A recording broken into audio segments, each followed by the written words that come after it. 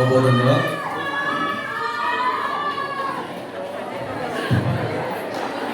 वर्ष की मांग आ रही है पर अगर आप चाहते हैं कि दोबारा हो तो सभी जोर से बोलिए एक बार और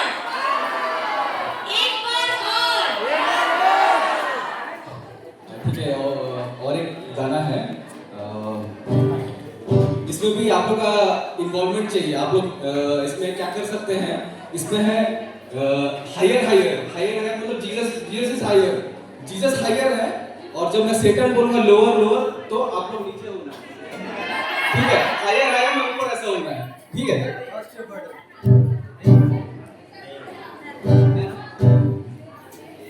यीशु दामे, यीशु दामे, यीशु दामे, आदमुसो, यीशु दामे, यीशु दामे, यीशु दामे, आदमुसो, यीशु दामे, यीशु दामे, यीशु दामे, आदमुसो, हालेलुया है, यीशु दामे, हालेलुया है, यीशु दामे, हालेलुया है, यीशु दामे, हालेलुया है, आदमुसो। Jesus loves me, Jesus loves me, Jesus loves me, He loves you too. Jesus loves me, Jesus loves me, Jesus loves me, He loves you too. Hallelujah, hey, Jesus loves me, hallelujah, hey, Jesus loves me, hallelujah, hey, Jesus loves me, hallelujah, hey, He loves you too. प्यारे यीशु, प्यारे यीशु, प्यारे यीशु, मुक्तिदाता, प्यारे यीशु, प्यारे यीशु, प्यारे यीशु, मुक्तिदाता, hallelujah है, प्यारे यीशु, हालेलुया है, प्यारे यीशु, हालेलुया है, प्यारे यीशु, हालेलुया है, मुक्तिदाता। Cast your burden onto Jesus, 'cause He cares for you. Cast your burden onto Jesus, 'cause He cares for you. Higher, higher, higher, higher, higher, higher, higher, higher, higher. Jesus is higher, higher, higher, higher, higher, higher, higher, higher, higher, higher. Jesus is the higher. Cast your burden onto Jesus, 'cause He cares for you. Cast your burden onto Jesus, 'cause He cares for you. Lower, lower, lower, lower, lower, lower, lower, lower. Say that is the lower, lower, lower, lower, lower, lower, lower, lower, lower. Say that is the lower, lower, lower, lower, lower, lower, lower, lower, lower. Say that is the lower, lower. Higher, higher, higher, higher, higher, higher, higher, higher. Jesus is the higher, higher, higher, higher, higher, higher, higher, higher, higher, higher. Jesus is the higher, higher, higher, higher, higher, higher, higher, higher, higher. Jesus is the higher, higher. Lower, lower, lower, lower, lower, lower, lower. Say that is the lower, lower, lower, lower, lower, lower, lower, lower, lower. Say that is the lower, lower, lower, lower, lower, lower, lower, lower, lower. Say that is the lower, lower, lower, lower, lower, lower, lower, lower, lower. Say that is the lower, lower, lower, lower, lower, lower, lower.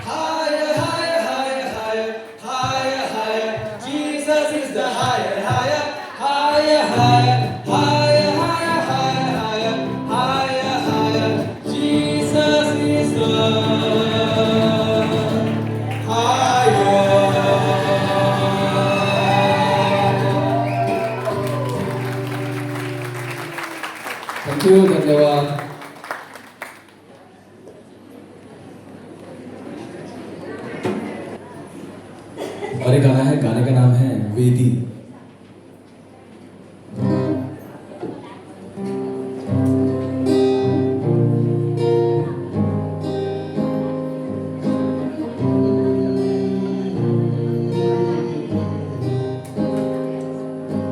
वेदी के ऊपर हम खुशी से कुर्बान मर मिटे हैं कब से जुनून में तेरा प्यार। ना मतलब है इस दुनिया से हम जीवित बलिदान, तू जिंदा करने वाला प्रभु पुनरुत्थान। क्या कोई तेरे जैसा बचाने वाला, तू ही है खुदा। तेरा राज अब है यहाँ, हर राजा से ऊंचा है यीशुआ। कोई आए राजा किया कब्जा हो सका, उम्मत की प्रजा पे तलवार से किया नाज। सिर्फ पन्ने बन के रह गए किताबें इतिहास, पर यीशु तेरी सल्तनत रहे तेरा जलाल। पर यीशु तेरी सल्तनत रहे तेरा जलाल। क्या कोई तेरे जैसा बचाने वाला, तू ही है खुदा। तेरा राज अब है यहाँ, हर राजा से ऊंचा है यीशुआ। जज्बे की हमने नहीं कभी, आग की सजा हमारी वेदी बनी। चलते बढ़ते जाए फिर भी हिम्मत ना हारी, है जीत हमारी हो चुकी करते ऐलान अभी। है जीत हमारी हो चुकी करते ऐलान अभी। है जीत हमारी हो चुकी करते ऐलान अभी। क्या कोई तेरे जैसा बचाने वाला, तू ही है खुदा। तेरा राज अब है यहाँ, हर राजा से ऊंचा है यीशुआ। क्या कोई तेरे जैसा बचाने वाला, तू ही है खुदा। तेरा राज अब है यहाँ, हर राजा से ऊंचा है Yeshua. Hallelujah, hallelujah, hallelujah, hallelujah,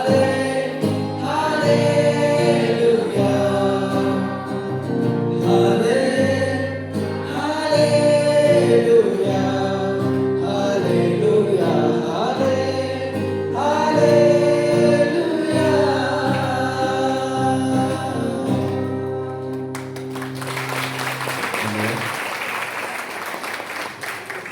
बहुत बहुत धन्यवाद प्रेज बैंड के लिए। आइए हम तालियों के साथ उनको हम थैंक यू बोलेंगे। तो जैसे कि हम अभी कार्यक्रम में आगे बढ़ते जा रहे हैं,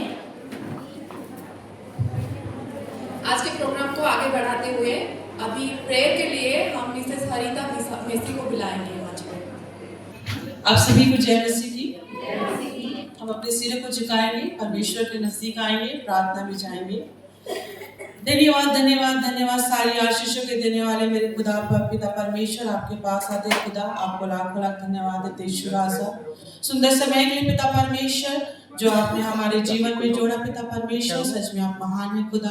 दया करने वाले ईश्वर राजा है पिता परमेश्वर, आपकी अनुग्रह और सामर्थ हमारे जीवन में बनी रहती खुदा बाप। पिता परमेश्वर सच में खुदा तुम महान है ईश्वर राजा। पिता परमेश्वर खुदा यहाँ जितने भी उपस्थित है मेरे खुदा बाप, सभी को मैं ईश्वर राजा आपके हाथों में सौंपते पिता परमेश्वर। तो सभी को आशीष दे खुदा और अपने राज्य के लिए इस्तेमाल कर पिता परमेश्वर खुदा। पिता परमेश्वर खुदा मैं आपसे प्रार्थना दुआ करती पिताजी, सच में खुदा बाप, जब वचनों से हम सुनते खुदा और बहुत सी बातों को हम सुनते और सीखते मेरे खुदा बाप, उसे अपने जीवन में हम पिता परमेश्वर अपनाने वाले बनने पाए खुदा, ताकि पिता परमेश्वर हम किसी भी परिस्थिति में पिता परमेश्वर अपने विश्वास को ना खोए पिता, और आपके नाम को लेने के लिए ना घबराए पिता परमेश्वर। पिता परमेश्वर तू सच में महान है खुदा, दया करने वाले ईश्वर आसे पिताजी। पिता परमेश्वर हमारी सभी बहनें पिता अलग अलग जगहों से खुदा बाप आपके लिए पिता परमेश्वर अपने समय को निकाल कर यहाँ पे खुदा आई है पिता परमेश्वर। सभी बहनों को खुदा मैं आपके हाथों में सौंपती ईश्वर आसा, उन्हें ज्ञान और बुद्धि समझ से भरना पिता परमेश्वर। पिता परमेश्वर हम सभी लोग जानते खुदा परिवार को पिता परमेश्वर सही तरीके से सही रूप से पिता परमेश्वर चलाने में बहनों का बहुत बड़ा योगदान होता है खुदा बाप। तूने पिता परमेश्वर खुदा अपने वचन में पिता परमेश्वर बाइबल में भी बहुत से ऐसी महिलाओं के विषय में हम पढ़ने और सुनने को मिलता खुदा बाप। पिता परमेश्वर सच मेरे खुदा हम उन्हीं बहनों के जैसे पिता सच में हमारा जीवन होने पाए मेरे खुदा बाप, हम प्रार्थना करने वाली बनने पाए, वचन को सुनने वाले बनने पाए, घुटने टेक के आंसू बहा के हम पिता परमेश्वर अपने लोगों के लिए दुआ करने वाले बनने पाए। और पिता परमेश्वर खुदा सच में ईश्वर आपका अनुग्रह पिता हम सब पर बना रहे खुदा बाप। पिता परमेश्वर सारी तैयारी को ईश्वर मैं आपके हाथों में सौंपती हूँ खुदा बाप। आगे पिता परमेश्वर जितने भी कार्यक्रम है पिता, जितने भी लोग पिता परमेश्वर हमारे वक्ता आए हुए पिता परमेश्वर, पिता जो भी हमें ज्ञान की बातें सिखाते खुदा, हम पिता परमेश्वर से खुले हृदय से हम सीख सके खुदा और अपने जीवन में उसे पिता परमेश्वर अप्लाई कर सके मेरे ईश्वर आजा। पिता परमेश्वर तू सच में खुदा दया करना ईश्वर आजा और अपनी सामर्थ से हर एक को भरना मेरे पिता परमेश्वर। खुदा बाप समय दिन बहुत बुरे हैं ईश्वर आजा, हम सभी लोग जानते हैं और पिता परमेश्वर इस बात को हम जानते खुदा बाप, इसलिए और भी पिता परमेश्वर हम अपने विश्वास में ईश्वर आजा और भी बलवंत होने पाए मेरे खुदा बाप। आपके अनुग्रह को लेके पिता परमेश्वर आपके राज्य के लिए हम कार्य करने वाले बनने पाए। सच में पिता परमेश्वर वचन में आपने कहा है खुदा मेरे नाम से 2 या 3 जहां पर इकट्ठे होते हैं मैं वहां पर उपस्थित होता हूँ। सच में खुदा बाप आपकी उपस्थिति को हम यहाँ महसूस करते खुदा बाप। पिता परमेश्वर आज का जो मीटिंग है खुदा बाप, सच में खुदा बाप उसे पिताजी हमारे लिए धन्य बनाना खुदा बाप। पिता परमेश्वर सच में खुदा हमारे ज्ञान और बुद्धि समझ को खोलना मेरे ईश्वर आशा। पिता परमेश्वर तू यहाँ पर जितने लोग उपस्थित है हर एक को पिता परमेश्वर नाम में नाम आशीष से भरना, उनके घर परिवार को पिता परमेश्वर नाम में नाम आशीष से भरना। पिता ऐसा मन और चित्त देना खुदा बाप ताकि यहाँ जितनी भी बहनें आई है खुदा वो प्रार्थना में और वचन को पढ़ने में और पिता परमेश्वर लोगों को सुसमाचार सुनाने में पिता परमेश्वर अपने जीवन को वो देने वाली बनने पाए खुदा बाप और सही ज्ञान को लेकर यहाँ से जा सके खुदा बाप कि किस तरीके से हमें अपने जीवन में पिता परमेश्वर वचन को लेकर उसे दूसरों तक फैलाना है मेरे खुदा बाप। तो सच में खुदा दया करना ईश्वर आगे के तमाम कार्यक्रम को मैं आपके हाथों में सौंपती हूँ पिता परमेश्वर खुदा। और जिस आनंद प्रेम के साथ पिता परमेश्वर इस जगह में हम उपस्थित हैं खुदा पिता परमेश्वर, जब भी पिता परमेश्वर हम दोबारा मिलते खुदा आपके नाम से और पिता परमेश्वर आपके प्रेम से हम आपस में संगति करने वाले बनने पाए। पिता हर एक बातों को आपके हाथों में सौंपते हुए आगे के समय को ईश्वर मैं आपके हाथों में सौंपती प्रार्थना यीशु के नाम से मांगते सुने हृदय से ग्रहण कर लीजिए, आमीन। बहुत बहुत धन्यवाद हरिता मैम।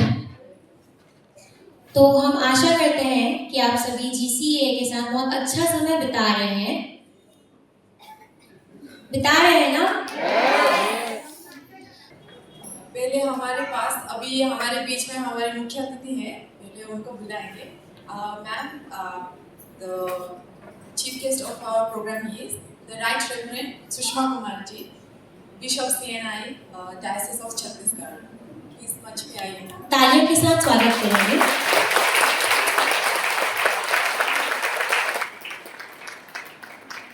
अभी हम मैम को समय देंगे कि वो अपना शब्द हमारे बीच में रखेंगे। मैम, आपको प्रोग्राम आगे बढ़ने से पहले GCA का आज का प्रोग्राम में आपका सौहार्द सहयोग के लिए हम आपका बहुत धन्यवाद देते हैं। आइए हम प्रार्थना करें। हे पवित्र आत्मा हमारी सहायता कीजिए, पवित्र आत्मा हमारी अगुवाई कीजिए। विशेषकर प्रभु हम आपकी बेटियों को आपके हाथ में देते हैं ताकि प्रभु आपके लिए आपकी महिमा का कारण बन सके और स्ट्रॉन्ग बिल्डिंग के लिए, स्पिरिचुअल इवेंट के लिए प्रार्थना करते हैं। पिता अपने बच्चों को बेटियों को बड़ी आशीष दीजिए, पवित्र आत्मा आप सहायता कीजिए, प्रभु यीशु मसीह के नाम में आमीन। परमेश्वर पिता का वचन थोड़ी देर के लिए मैं बांटना चाहूंगी, मुझे और भी मीटिंग है, सो मैं परमेश्वर पिता को धन्यवाद देती हूँ और पास्टर धीरज, पास्टर के मोजेस को और आप सभी बहनों को जिन्होंने मुझे ये इस योग समझा कि मैं यहाँ पे आ सकूँ। मैं भी प्रभु की छोटी दासी हूँ, कोई बड़ी दासी नहीं हूँ, छोटी दासी हूँ जिसे परमेश्वर ने अपनी महिमा के लिए चुना है। सो मैं प्रभु को सारी महिमा देती हूँ। आइए परमेश्वर की ताली बजाएं, परमेश्वर की ताली बजाएं, प्रभु यीशु मसीह के लिए और पवित्र आत्मा के लिए। परमेश्वर का वचन न्याय की किताब हमें जाना पहचाना हमारे लिए है। जो बहन है श्रीमती दबोरा है, जिनके विषय में 2-4 बातें सीखेंगे और भी सीख चुके होंगे, और आज मेरे और आपके लिए है कि श्रीमती दबोरा के समान परमेश्वर ने मुझे और आपको खड़ा किया है। हम परमेश्वर की बेटियां हैं। वचन में लिखा है न्याय 4 के 4 और 6 पद में, उस समय लपीदोत की स्त्री दबोरा जो नबिया थी, इस्राएलियों का न्याय करती थी, वह एफ्रेम के पहाड़ी देश में रामा और बेतेल के बीच में दबोरा के खजूर के तले बैठ दबोरा जो है वो न्याय करती थी और इस्राएली उसके पास न्याय के लिए जाया करते थे। और इस प्रकार से हम देखते हैं दबोरा जो जिसका नाम अर्थ है मधुमक्खी, और परमेश्वर ने से चुना, वो भी एक स्त्री थी, एक पत्नी थी और वो लपीदोत की पत्नी थी, और परमेश्वर ने उसे एक बड़ी सेवा, बड़ी कार्य के लिए चुना। कभी कभी मैं और आप घबरा जाते हैं कि हम परमेश्वर के काम को कैसे करेंगे, लेकिन मेरे प्रियो जब परमेश्वर हमको चुनते हैं तो परमेश्वर ही हमको सामर्थ्य देते हैं। हम बिना परमेश्वर के सामर्थ्य, बिना परमेश्वर के पवित्र आत्मा के बिना कुछ भी नहीं कर सकते। हम कोई भी कलीसिया के क्यों ना हो मेरे प्रियो, परमेश्वर हमें अपने पवित्र आत्मा देना चाहते हैं। कभी कभी कुछ बोलते हैं कि ये पवित्र आत्मा को नहीं मानते, कलीसिया नहीं मानते, वो कलीसिया नहीं मानती, लेकिन मेरे प्रियो पिता पुत्र पवित्र आत्मा तीनों की मुझे और आपको जरूरत है। इसलिए मेरे प्रियो जो कि प्रभु की दासी श्रीमती दबोरा है, उनके जीवन से हम देखते हैं कि परमेश्वर ने उसको चुना, एक स्त्री को चुना, परमेश्वर ने सामर्थ्य दिया, परमेश्वर ने एम्पावरमेंट दिया, परमेश्वर ने उसकी मदद की। और ये बात जानिए कि बिना परमेश्वर के चुने हुए, बिना परमेश्वर के चुने हम कुछ भी नहीं कर सकते हैं। बिना पवित्र आत्मा के मैं और आप कुछ भी नहीं कर सकते, बिना यीशु की सामर्थ्य के मैं और आप कुछ भी नहीं कर सकते। हम देखते दबोरा भी एक स्त्री है, वो भी प्रभु ने एक पुरुष के जैसा सेवा दिया। हम सोचते हैं कि न्याय का काम केवल पुरुष ही कर सकते हैं, लेकिन हमारे बाइबल बता रही है कि दबोरा न्यायी बनी, परमेश्वर ने उसे न्याय की सेवा दी। इस्राएली उसके पास आते थे, उस समय भी कहते होंगे अरे प्रभु ने तो स्त्री को चुना है, महिला को क्यों चुन लिया, लेकिन मेरे विचार से शायद ऐसा नहीं कहे होंगे, इसीलिए सब इस्राएली उनके पास जाया करते थे। मेरे प्रियो न केवल वो न्याय का काम करी थी, लेकिन वो आगे पढ़ेगी उसी 5-6 पद में कि वो भविष्यवाणी भी कर रही थी, और राजा से उसने याकूब से कहा कि ऐसा सा होने वाला है और एक स्त्री के द्वारा परमेश्वर तुम्हें विजय को प्रदान करेगा, और तेरा नाम नहीं होगा लेकिन एक स्त्री का नाम होगा। मतलब वो भविष्यवाणी की भी सेवा कर रही थी, न केवल जज की सेवा करी, न केवल वकील की सेवा करी, परंतु वो ये भविष्यवक्ता थी और परमेश्वर ने उसे चुना। और ऐसे विषम परिस्थिति में चुना कि इस्राएलियों के जीवन में परीक्षाएं थी, संघर्ष था मेरे प्रियो। क्या दूसरे राजा उनके ऊपर में राज कर रहे थे, परिस्थितियां बड़ी गड़बड़ थी मेरे प्रियो, बहुत चुनौतीपूर्ण परिस्थितियां थी, लेकिन दबोरा ने हिम्मत नहीं हारा क्योंकि उसने परमेश्वर की आवाज को सुना। मुझे और आपको भी परमेश्वर की आवाज को सुनना है और मैं प्रार्थना का जीवन को जीना है। मैथ्यू हेनरी जो एक प्रभु के दास हैं, वो प्रार्थना के विषय में बहुत अच्छा कहते हैं कि मैं जो प्रार्थना है वो मेरे सुबह का नाश्ता है और दोपहर का लंच है और रात का मेरा डिनर है। हालेलुया। सो प्रार्थना प्रार्थना प्रार्थना, मुझे और आपको प्रार्थना करना है ताकि मैं और आप अपने परमेश्वर की सेवा को पूरा कर सके। दबोरा का कोई मिशन नहीं था, दबोरा का कोई अपना एम नहीं था, दबोरा का मिशन केवल परमेश्वर का मिशन था। कि वो पक्षपात न करे, जजमेंट करे, न्याय करे और परमेश्वर की इच्छा को पूरी करे। भविष्यवाणी भी उसने किया, परमेश्वर से सामर्थ भी पाया और परमेश्वर को ही पहला स्थान दिया। हो सकता है अभी फास्टिंग प्रेयर करती होगी, परमेश्वर के साथ बातचीत करती होगी और परमेश्वर से एक महान अद्भुत सेवा के लिए परमेश्वर ने चुना। आज की परिस्थितियां भी हमारे पास में है। हो सकता है अभी परिवार से हो सकता है या समाज से हो सकता है या अलग तरीके से आप परीक्षाओं का सामना कर रहे होंगे, चुनौतियों का सामना कर रहे होंगे। लेकिन याद रखें, जिस परमेश्वर ने दबोरा को बुलाया, उस समय की परिस्थिति में दबोरा को परमेश्वर ने खड़ा किया, हमें भी परमेश्वर ने यहाँ पे रखा है। हमें भी परमेश्वर की सामर्थ मांगकर, हो सकता है अपने परिवार को हमें बचाना है, हो सकता है हमें अपने समाज को बचाना है, हो सकता है हमें अन्य लोगों को बचाना है, हो सकता है हमारे पड़ोसियों को, मुझको और आपको बचाना है। और प्रार्थना का सुनने वाला वो जिंदा परमेश्वर है मेरे प्रियो। वो प्रार्थना का उत्तर देने वाला महान परमेश्वर है। वो हमें स्वर्ग से देख रहा है कि हम परमेश्वर के लिए क्या कर रहे हैं। वो स्वर्ग से हमारी अपनी सामर्थ को भेजता है कि हम परमेश्वर के लिए क्या कर रहे हैं। परमेश्वर हमें कभी नहीं छोड़ता है, कभी नहीं ताकता है मेरे प्रियो।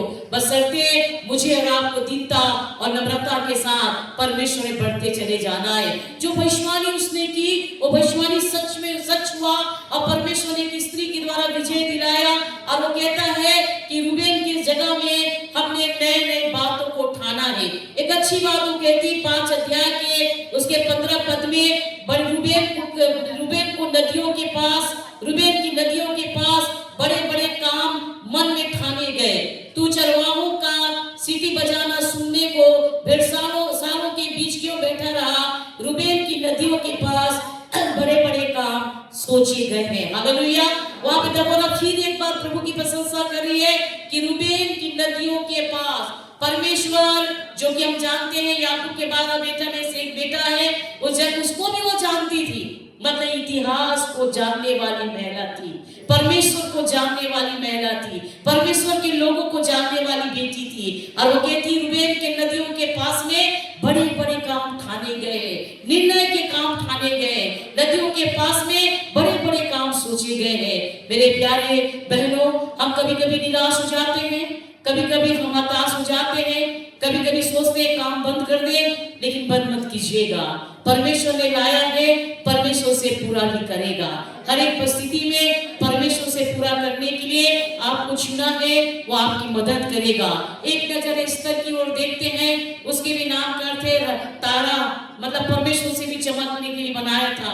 और परमेश्वर ने गरीब लड़की को परमेश्वर ने ऊंचा स्थान दिया मेरे प्रियो। लेकिन उसने गरीबी में भी परमेश्वर की महिमा की, धनवान बनने में भी परमेश्वर की महिमा की। वो नहीं सोची कि मैं तो रानी बन गई हूँ, अब मुझे क्या मतलब। लेकिन जब मुर्दके ने कहा ठीक है, मैं 3 दिन और 3 रात उपवास रखूंगी, क्या जरूरत थी फास्टिंग करने के लिए। जब वो रानी बन गई, वो तो जाती राजा के पास और राजा उसको जरूर सुन लेता, लेकिन उसे मालूम था कि मेरा परमेश्वर उससे बढ़कर है, मुझे प्रभु के चरणों में जाना है। जब समस्या आ जाए, आप बड़े को मत देखिए, किसी और व्यक्ति विशेष को मत देखिए। जब सब चुनौती का समय आए, आप इधर उधर मत देखिए, केवल एस्तर के समान फास्टिंग प्रेयर करके प्रभु के चरणों में अपना समय बिताए। हालेलुया।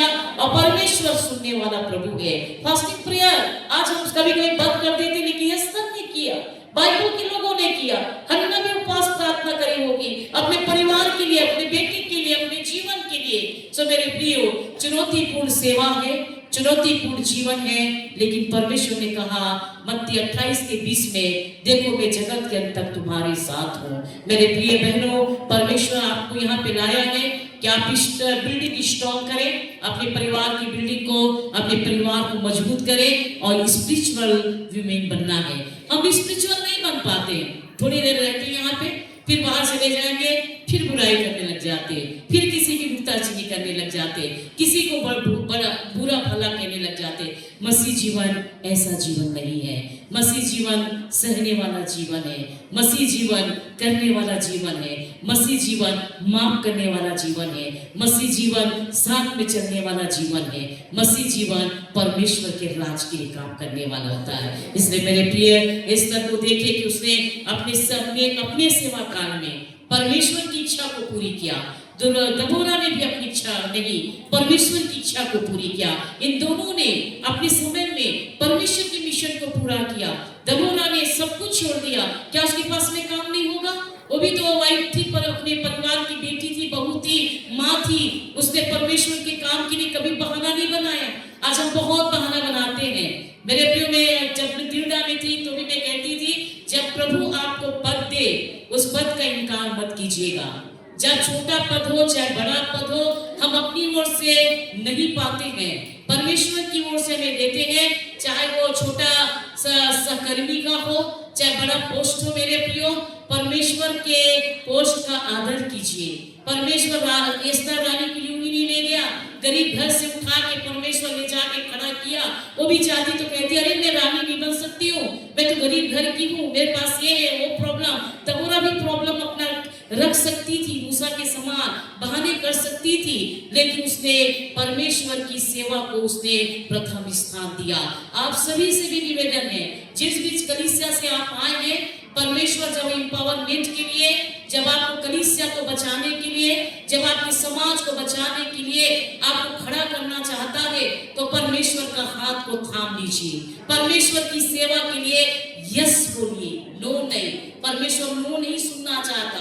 हम कई बार नेगेटिव थॉट लेके आते हैं। दबोरा के पास भी नेगेटिव हो सकता था। वो कहता है याबीन राजा इतना महान है, रथ है उसके पास, लोहे के रथ हैं, लेकिन उसने किसी को नहीं देखा, केवल परमेश्वर को देखा। वचन 20 के 7 में लिखा है, किसी को रथों का, किसी को घोड़ों का भरोसा है, परंतु हम तो अपने यहोवा परमेश्वर का नाम लेंगे। इसलिए मेरे प्रियो, पॉजिटिव रहिए, कलीसिया के साथ पॉजिटिव रहिए, पासवान के साथ पॉजिटिव रहिए, अपने संस्था के साथ पॉजिटिव रहिए, और सबसे बड़ी बात, परमेश्वर के साथ पॉजिटिव रहिए। नेगेटिव नहीं मेरे प्रियो, परमेश्वर नेगेटिव पसंद नहीं करता, परमेश्वर पॉजिटिव पसंद करता है। सिमसोन को जब परमेश्वर ने बुलाया, बहुत सारी नेगेटिव बातें आई, लेकिन बाद में परमेश्वर ने उसे फिर भी पॉजिटिव कर दिया। योना के जीवन में भी ऐसी परीक्षा आई। योना ने कई बार बोला प्रभु ऐसे हो वैसे हो, लेकिन बाद में प्रभु ने उसे हाँ बोल के छुड़ाया और पूरा नीनिवे को बचा लिया। आज हम रायपुर में हैं, हम सीनाई चर्च में हैं, हम गुड मिशन में हैं, हम इंडिपेंडेंट चर्च में हैं। जहाँ भी संस्था में परमेश्वर ने मुझे आपको रखा है, हमें बिल्डिंग स्ट्रॉन्ग करना है एंड स्पिरिचुअल वुमेन बनना है। आज परमेश्वर ने आपको बुलाया है, एक आध्यात्मिक महिला बन के जाइए। और आध्यात्मिक महिला मतलब विश्वासी महिला बन के जाइए। आपके जीवन में विश्वास होना चाहिए। आपके जीवन में किसी प्रकार का नेगेटिव थॉट मत रखिए, केवल परमेश्वर से कहिए प्रभु मैं जाऊंगी, आप दबोरा के समान मेरे संग चलिए। दबोरा के साथ जैसे आप रहे, मुझे भी आप ब्लेस कीजिए प्रभु, ताकि मैं एस्तर की सेवा को भी मैं पूरा कर सकूं, मैं अपने समाज को बचा सकूं। आज कौन खड़ा हम अपने समाज को बचाने के लिए? भाई बहनों की जिम्मेदारी नहीं है। परमेश्वर ने पुराना नियम में चुना, परमेश्वर ने नया नियम में भी चुना, बहनों को चुना, बेटियों को चुना, अपनी संतानों को चुना, ताकि अपने समाज को बचा सके, अपनी कलीसिया को बचा सके, अपने लोगों को बचा सके। हमें प्रार्थना का जीवन जीते हुए परमेश्वर की सेवा को पूरा करना चुनौती है मेरे प्रियो। मैं इस पद में हूँ, ऐसे आसान नहीं है।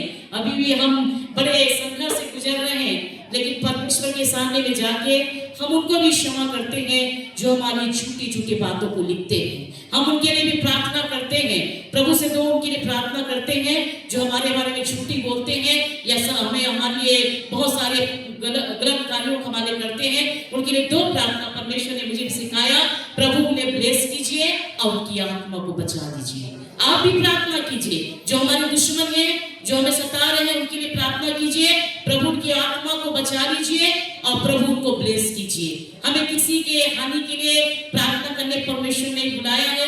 बदला लेने का काम, पलटा लेने के काम हमारा परमेश्वर का है। दबोरा चाहती तो वैसे प्रार्थना कर रही थी, प्रभु उसको नाश कर दीजिए, प्रभु उसको मार डालिए। इस तरह से प्रार्थना करती, हमारे को मार डालिए परमेश्वर। लेकिन उसने जाना कि मुझे प्रार्थना उपवास का जीवन जीना है, मुझे प्रार्थना करना है, मेरे लोगों को बचाने के लिए, मेरे लोगों की विजय के लिए प्रार्थना करना है। और ये दोनों बेटियों ने परमेश्वर पर भरोसा रखा और परमेश्वर की इच्छा को पूरी किया। सो मेरे प्रिय बहनों, भाई भी हैं हमारे, हमें परमेश्वर की ओर नजर रखना है। जिस परमेश्वर ने हमें चुना है वो कभी नहीं छोड़ेगा, बस अपना पलटा प्रभु के हाथ में दे दीजिए, अपना न्याय परमेश्वर के हाथ में दे दीजिए। हम फिर स्वर्ग कैसे जा पाएंगे यदि हम क्षमा नहीं कर पाएंगे, क्षमा नहीं मांगेंगे, प्रभु की सेवा नहीं कर पाएंगे, परमेश्वर की मिशन को नहीं कर पाएंगे, हम स्वर्ग कैसे जाएंगे? वही तो हमारा अंतिम उद्देश्य है।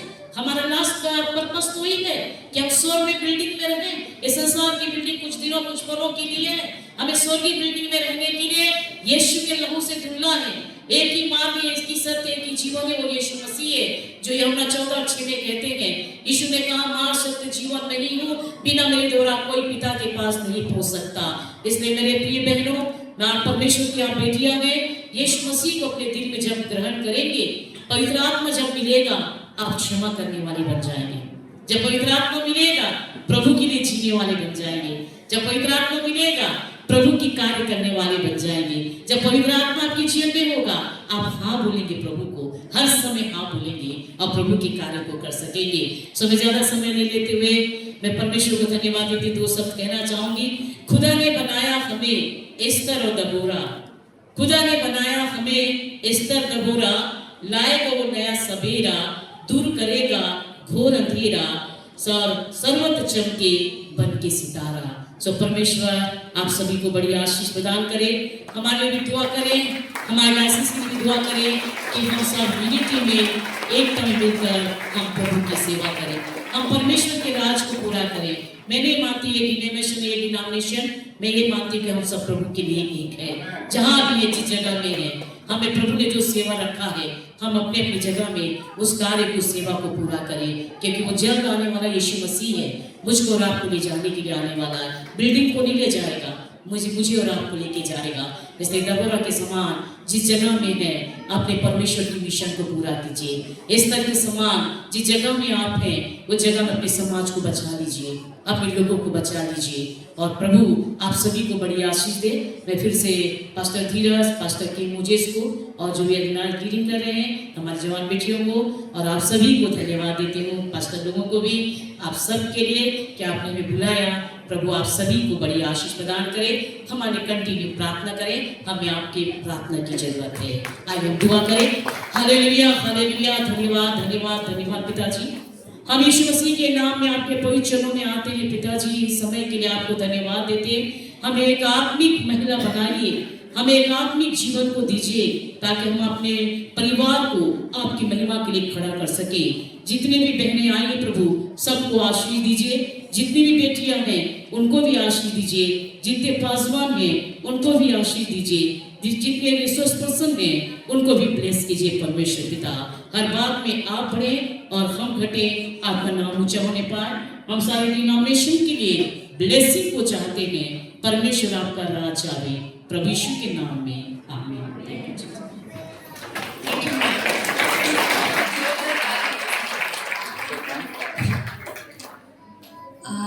हम मैम को धन्यवाद देंगे जोरदार तालियों के साथ।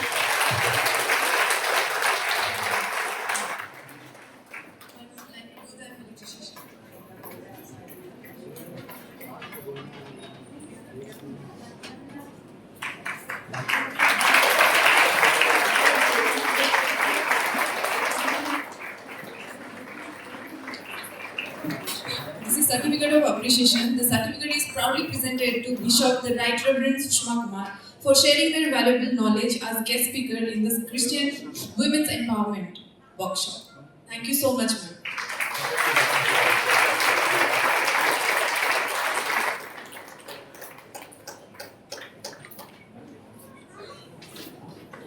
बहुत बहुत धन्यवाद मैडम सुषमा जी, जिन्होंने अपना कीमती समय यहाँ पे आपने हमारे लिए निकाला।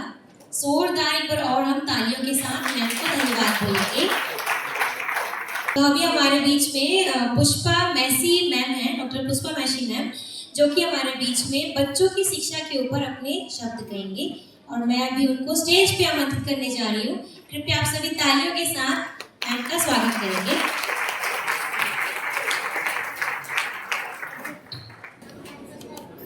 सभी को प्रेज द लॉर्ड। अभी मैं एक विश्वासी स्त्री के रूप में आपके पास आ रही हूँ। और अपने जीवन की कहानी बताना चाहती हूँ कि धूली में से उठा करके परमेश्वर ऊंचाई पर पहुंचाता है। मैं वो लड़की थी जो धूल में थी, गोबर बिनती थी। मेरी फुफ्फी ने पूरी जायदाद मेरे दादा की ले ली, हमें छोड़ दिया गया, कुर्की हो गई। मैं 6वीं क्लास की लड़की, मैं नहीं जानती थी, मैं साले स्कूल में पढ़ती थी। कुर्की हो गई, निकाल दिया गया घर से। छोटी 7 साल की लड़की, कहाँ रहेंगे? राजा तालाब उस समय इतना डेवलप नहीं हुआ था प्रियो। राजा तालाब में घर बन रहे थे, खपरे वाले घर, और उन खपरे वाले घर में से एक घर में मिस्टर जॉनी पेंटिकॉस्टल के जो थे, उन्होंने कहा आपको कोई घर नहीं मिल रहा है, आप मेरे घर में आइए, पर खिड़की नहीं मिलेगी, दरवाजा नहीं मिलेगा, केवल छत मिलेगी और कुछ कुछ दीवारें। आप सोचिए, उस समय हम अपना कपड़ा बर्तन लेकर के निकल आए, यहाँ आए। मेरी माँ के ने अपनी साड़ियों से दरवाजे खिड़की के पर्दे लगा दिए और हम ये कर। बताइए, ऐसे धूल में पड़े हुए लोगों को परमेश्वर कैसे ऊपर उठाता है। और वो ऊपर कैसे उठाता है? जब आप परमेश्वर के प्रति वफादार बने। मैं वही वफादार की निशानी हूँ। जिसको आप यीशु को मानोगे, ईश्वर आपको कभी नहीं छोड़ेगा और सफल माता पिता बनाता है। मैं आज अपने 2 लड़कों को लेकर के इसीलिए आई ताकि प्रमाणित कर सकूं कि वही धूरी की लड़की, गोबर पिनने वाली की लड़की, पादरी भी है, डॉक्टर है, इंजीनियर भी है, बड़ा लड़का, छोटा लड़का ऑर्थोपेडिक सर्जन है। करके दिखाना है, सुनना भर नहीं और घर से निकालना नहीं है। बहुत अच्छा लेक्चर लगा, बहुत अच्छा ये लगा। माता पिता का क्या करना है उनको, जब वो बच्चे हमारे इसमें आते हैं तब क्या करना है, ये मेरा टॉपिक है। हमारी रिस्पॉन्सिबिलिटी है कि हम अपने बच्चों को जब से उठते बैठते, इधर जाते उधर जाते, सब में यीशु की आश्चर्य को बताना है। आप सोचे कि हम इतना बताने से तो हमारा स्टैंडर्ड गिर जाएगा। क्यों मैसी मैडम, आप तो प्रेसिडेंट ऑफ इंडिया बॉडी हैं, क्यों बताती हैं कि आप गोबर उठाती थी? मैं बताऊंगी मरते तक। मेरे यीशु ने मुझको नीचे से उठा करके ऐसे आसमान की तरफ, मैं क्यों ना उसके गुण गाऊं, मैं क्यों ना उसके गुण गाऊं। मैं गाऊंगी। सुबह वो डांसर बन गई, ड्रामा बना करके, गीत लिख करके ड्रामा बनाई, लोगों को खुश कर दी। पर असली हकीकत यही है कि वो नीचों को उठाता है ऊपर, और उसका कारण क्या है? यहोवा का भय। यहोवा का भय बुद्धि का आरंभ है। सालेम स्कूल में पढ़ करके फर्स्ट आने वाली लड़की ये जेरी पुष्पा फर्स्ट आती थी। वहां तक एमएससी और मैंने पीएचडी किया, वहां पर भी मेरे को पहला नंबर लगा। अभी एक सिस्टर बोल रही थी कि वो हमको सिर बनाता है, पूछ नहीं बनाता प्रियो। तो वही गोबर बिनने वाली जो लड़की जो थी, जो ऐसे घर में रहती थी, खपरे वाले घर में, खिड़की दरवाजे नहीं है, वहां 4 आना फुट में राजा तालाब में मिलता था जमीन, 10 पैसा फुट फिर हुआ और फिर ऐसे। और वहां उसके लिए ईंटा हम लोग बनाते रहे। मेरे भाई की डेथ हो गई है, ईंट बनाते थे और ईंट को पैर से इस प्रकार रौंदते थे और ईंट को बनाते थे। इसीलिए मेरे पैर बड़े मोटे मोटे हैं, आप लोग के बड़े बड़े सुंदर है, नरम नरम पतले पतले ओंठ हैं, खूबसूरत। मेरे नहीं हैं, क्योंकि मैंने वो ईंट बनाया है। और जब ईंट बनाया मैं और मेरे भाई ने, उस समय मैं 8वीं पढ़ रही थी, और वो ईंट को जब उसको जलाया गया, गर्म किया गया, वो ईंट लाल नहीं हुआ, काला का काला रह गया। सब बोले आता जाता नहीं और वहाँ ईंटा बनाने चले हैं। तो मेरे कुछ लोगों ने कहा कि पैसा नहीं है तो तुम आधा पौना ईंटा से बना लो ना सैमुअल घर, आधा पौना। और उसको खंजर ईंटा बोला करते थे उस जमाने में, जो टेढ़ा मेढ़ा हो जाता है, ज्यादा जल जाता है, तो खंजर ईंटे से राजा तालाब में मेरा घर बना। आज तक वो खपरे वाला घर नहीं गिरा, कहीं एक क्रैक नहीं है घर में, क्योंकि वो परमेश्वर के द्वारा दिया गया था। परमेश्वर के द्वारा दिया गया था प्रियो। आज भी वो है, हम महल बना दिया, पुष्पा का ये महल है, पर वो उतना पक्का नहीं जो मेरे पिताजी ने वो घर बनाया। मैं यही बात कह रही हूँ, किताब भी लिखी हूँ, कुछ किताबें वहाँ पर हैं, और देख लीजिएगा, और जितना आप चाहते हो उतना दे सकते हो डोनेशन। सीडी भी है, सीडी भी मैंने बनाई है, और ईश्वर की आशीषों को गिनना चाहती हूँ। उसके साथ साथ अभी इन्होंने कहा कि सिस्टर का नाम है सुषमा ने क्या सेवा कर रहे हैं आप, तो ठीक है भैया, आप ईश्वर को चौथी कक्षा 5वीं कक्षा में आप ईश्वर को पहचान लिए। पेंटिकॉस्टल के ब्रदर लोग आए थे, और उन लोग एक ब्रदर पास्टर PS सैमुअल, वो प्रचार किए। और वो कहाँ सोते थे? होटल और घर के जो कॉरिडोर्स होते थे वहाँ सोते थे, उनके पास घर नहीं था। और मेरी माँ प्रेमी बुआ बोलते थे उसको, वो अंडा बेच के पैसा जमा करती, मुर्गी के और बत्तख के, और उसके बेच करके वो उनके लिए एक मकान किराए का 12 रुपया किराए में उनको रखती थी। जो खुद गरीब है वही गरीब को दे रही है, यीशु के लोगों को दे रही है, अंडे बेच के वो उसको उनको वहाँ पर रखा है कि ब्रदर आप यहाँ रखिए। और मैं छोटी लड़की अपनी फ्रॉक में वो मटन और अंडा और वो क्या मछली छिपा के देखती थी कि मेरे दादाजी नहीं थे देखने पाए, क्योंकि वो कहते थे ये पेंटिकॉस्टल औरतों की चूड़ी तोड़वा के उनको क्या बना देते हैं, विधवा। और मेरी माँ छिप के पादरियों को ऐसा खिलाती थी, और मैं वो छोटी लड़की जो ले लेके उसके साथ घूमती थी उस फ्रॉक में, और ऐसे छिपा करके, और अंडे और मछली और मटन और खाना पादरियों को देने के लिए। और वही पादरी का चर्च बन गया है कि कौन? राजा तालाब में कौन सा चर्च है? Church of God. 4-5 मंजिल वाला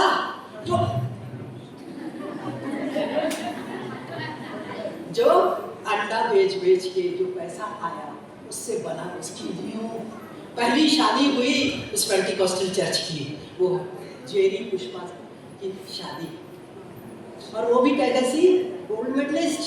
उसकी शादी हुई इसके साथ BSc लड़के के साथ। ईसाई लोगों में लड़के पढ़ाई नहीं करते हैं, लड़की बड़ी हो जाती है, लड़की तो खूब पढ़ गई, बड़े टेम्पटेशंस आ गए उसके ऊपर। कलेक्टर का बेटा कहता शादी उसी के साथ करना मेरे को। उसके माँ बाप आ गए हॉस्टल में मेरे साथ मिलने, मेरे को दिखा दो लड़की। और लड़की कहती मैं कमरे से बाहर नहीं निकलूंगी, ईसाई के साथ शादी करेगा, अपने धर्म को कभी नहीं छोड़ना। मैं कह रही हूँ क्या कर्म करना है आपको। मैं नहीं बताऊंगी उसके सारे कि इसने ऐसा किया, इसने ऐसा किया, इसने ऐसा किया, ये नहीं बताऊंगी। आपको करके दिखाना है मरने के पहले। और वो स्टार्ट होता है आपके बच्चों से। आप माता पिता हैं, और माता पिता अपने बच्चों को क्या करते हैं? सजाते, बटवाते बाल। सबसे सुंदर मेरी बेटी, देख डांस करना है, डांस करना है। क्यों नहीं सिखाते कि यीशु मसीह का पद सीख? अपनी कहानी बताए, उठते बैठते आप बच्चों को सिखाइए, उठते बैठते कि आप उसके आश्चर्यकरण को बताते जाइए। वो बच्चा बुढ़ापे तक नहीं भूलेगा। ये 2 बच्चे जो हैं मैं लाई हूँ, को इनवाइट नहीं किया गया है, दिखाने के लिए लाई हूँ। उसी गोबर मिलने वाली लड़की के बच्चा इंजीनियर और डॉक्टर है, PhD में, हड्डी का डॉक्टर, कूल्हे की हड्डी जोड़ करता है, कंधे की जोड़ करता है। आज वो इसीलिए आया है। क्या प्रभु हमारे लिए वही आश्चर्य नहीं करेगा? करेगा। आपके बच्चों की रिस्पॉन्सिबिलिटी दी गई है आपको। आप आपके बच्चों को उसकी सुंदरता और वो ये बनेगी, क्या बोलते हैं, हीरोइन का नाम बताओ ना, तो मेरे पिक्चर नहीं देखता मैं हाथ में नहीं देखता हूँ पिक्चर, मुझे मालूम नहीं है क्या नाम है सुंदर लड़की के, ऐश्वर्या राय। मेरे और बेटी हाँ ऐश्वर्या राय के जैसी दिखा थे बाबा। जब 16 साल के होगी तो का कर ही वह का कर ही तह मुंह छिपावे नहीं प्रियो, माता पिता की रिस्पॉन्सिबिलिटी है। तो तुम्हारी बेटी कहाँ जा रही है, किसके साथ बैठी है। जब मैं ये ब्रदर तो अभी नहीं है, क्या नाम भूल गई उसका नाम, शरद, मैं शरद के घर में गई हूँ सिस्टर के घर में, तो कोरबा में जब गई तो मैं मेरा तो प्रोग्राम था वो हो गया। उसके बाद मेरे को एक दिन रहना था, मैं स्कूल में गई और क्या क्या touch, good touch bad touch, मैं अपने सारे स्कूलों में सब जगह जाके बताती what is good touch, what is bad touch. और मैं खुद स्कूल मेरे को छोड़ देते थे शरद और कहते थोड़ी देर बाद आ रहा हूँ, और मैं वहाँ स्कूलों को बताती सारे लोगों को, पूरा एक दिन का मैंने उपयोग किया। प्रियो आपको सेवा करना है यीशु मसीह की, आपको यीशु मसीह की सेवा करना है। जब मैं बेखिड़की और ये पर्दे के घर में रहती थी, तब मैं सैटरडे लड़कियों को सुन्नी मर्सी और क्या नाम है उसके, सैटरडे को हाफ डे में मैं प्रार्थना कराती थी जवान लड़कियों का। कई लड़कियां हैं वो पवित्र आत्मा से भर गई, ना पादरी ना सादरी, कोई लड़कियां ना बस में बैठ के दुआ कर रही है।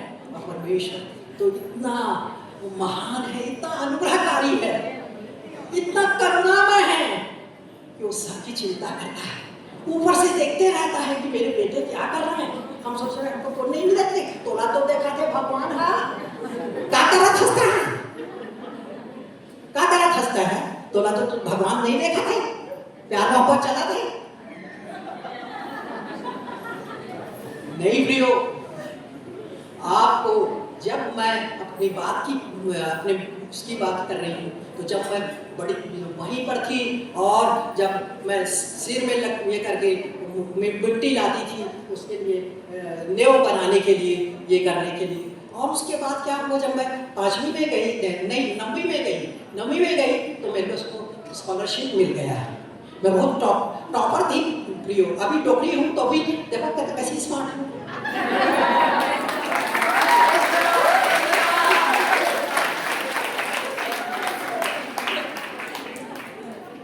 देखा था तो वो जमाने में तो क्या कहूँ, आप कल्पना कर सकती हैं प्रियो। आप माँ बाप के वफादार रहो बच्चों।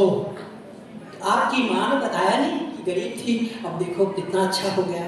यीशु मसीह ने हमारे लिए क्या किया, पढ़ाई लिखाई वो साथ बैठती थी। मेरे पिताजी एक उसमें बैठते थे और हमारे लालटेन था वो जमाने में, तो लालटेन को एक स्टूल में रखते थे और हम लोग 4-5 लोग हैं तो 5 बच्चे थे वो बैठते थे और एक सूटी लेते थे और हम लोग पढ़ते थे। कोई बड़े भैया सूटी कुमार सैमुअल, हाँ यहाँ के वो ट्रेजरार थे, ये अब तो चले गए परमेश्वर पास, ये CNI के मारते थे तो सुट से उसको मारते थे। फिर जब जाता था मैं तो पढ़ रहा हूँ, अच्छा ठीक चलो आप ऐसा करते हो। मेरा छोटा लड़का डॉक्टर जो है वो चुरा के लाता था रबर दूसरी तीसरी, और जब मैं उसका बस्ता देखती तो बस्ता में जाके खुशबू आ रहा है, खुशबू कैसे आ रहा है, रबर मैं धोने की खरीदी। मैं वो रबर को लेके उसको टीचर के पास जाती थी, टीचर जी इंग्लिश मीडियम के हैं सब कौन से स्कूल का है, DPS के हैं। माँ है इतनी होशियार तो अपने बच्चों को ऐसी पढ़ाएगी क्या, अपना मजा मारेगी अपने पति के साथ, नहीं। परमेश्वर ने आपको दिया है बाल बच्चे दिए हैं। This is the responsibility of you both. आप मत जाओ रिश्तेदारों के यहाँ। मैं राजा तालाब कभी नहीं आती थी, मेरे बच्चों की परीक्षा चलती रहती थी। DPS में पढ़ाना कोई आसान बात था।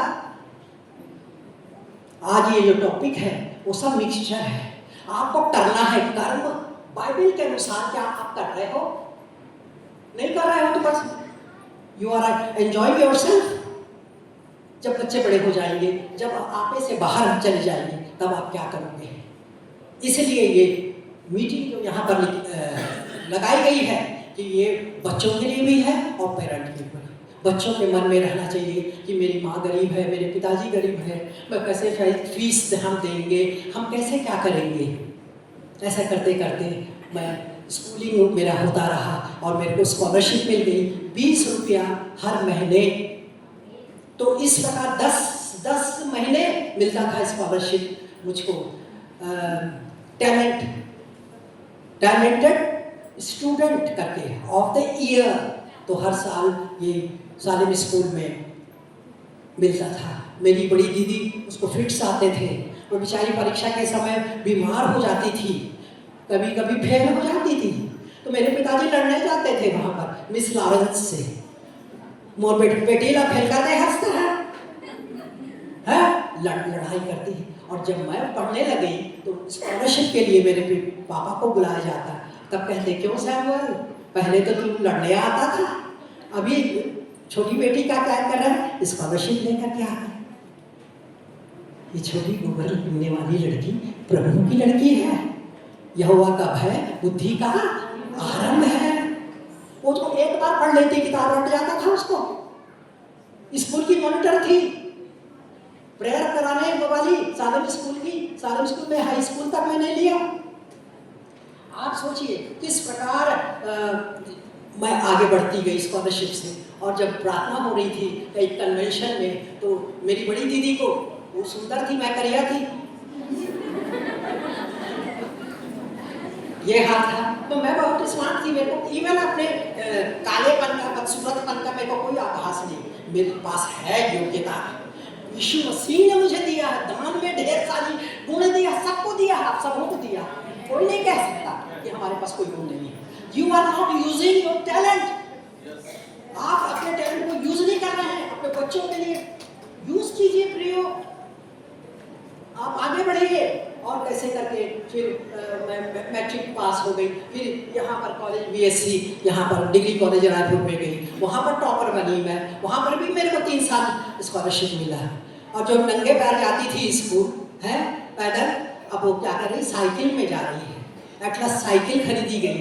कैसे महान परमेश्वर, आप देखते जाइए, वो सर नहीं पूछ सर बनाएगा और मुझको छोड़ देगा। तो प्रियो, इस प्रकार मैं आगे बढ़ गई। और जब रिजल्ट आया मेरा, तो क्या हुआ, 76% कोई पता नहीं था, 3 विषय में डिस्टिंक्शन मिल गया मेरे को। और उसके बाद जैसे भजन संहिता 111 में लिखा है, बुद्धि का मूल यहोवा का भय है, जितने उसकी आज्ञाओं को मानते हैं उनकी बुद्धि अच्छी होती है। तब से यही रही कि मैं आत्माएं बचाऊं। अभी हम लोग दोस्ती करते हैं, लड़कियां क्या काहे के लिए दोस्ती कर रही हैं, आत्मा बचाने के लिए।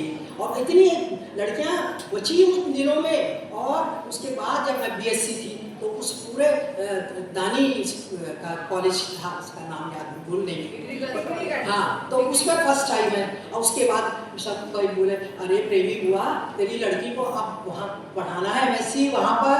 तो मैंने कही नहीं, वहाँ लड़के बदमाश हैं। कॉलेज में एमएससी में मेरे को नहीं पढ़ना यहाँ, पर मेरे को सागर में एडमिशन हो गया। मैं सागर यूनिवर्सिटी से पास हुई, गोल्ड मेडलिस्ट रही। परमेश्वर ने मुझे बहुत आगे बढ़ाया। मैं परमेश्वर को कभी नहीं छोड़ी, क्योंकि मेरी माँ मुझको कभी नहीं छोड़ती थी। आप लोग को नहीं छोड़ना है अपने बच्चों को। क्या कर रही है, क्या बैठ रही है, क्या पढ़ रही है, क्या रिजल्ट है, क्या है, आप देखो। फैशन की तरफ नहीं जाना, अपनी बेटी की सुंदरता किसी को मत दिखाना। खराब दिखे चलेगा। मैं स्कूल हम लोग जाते थे 11वीं में, तो 3-4 लड़कियां थी।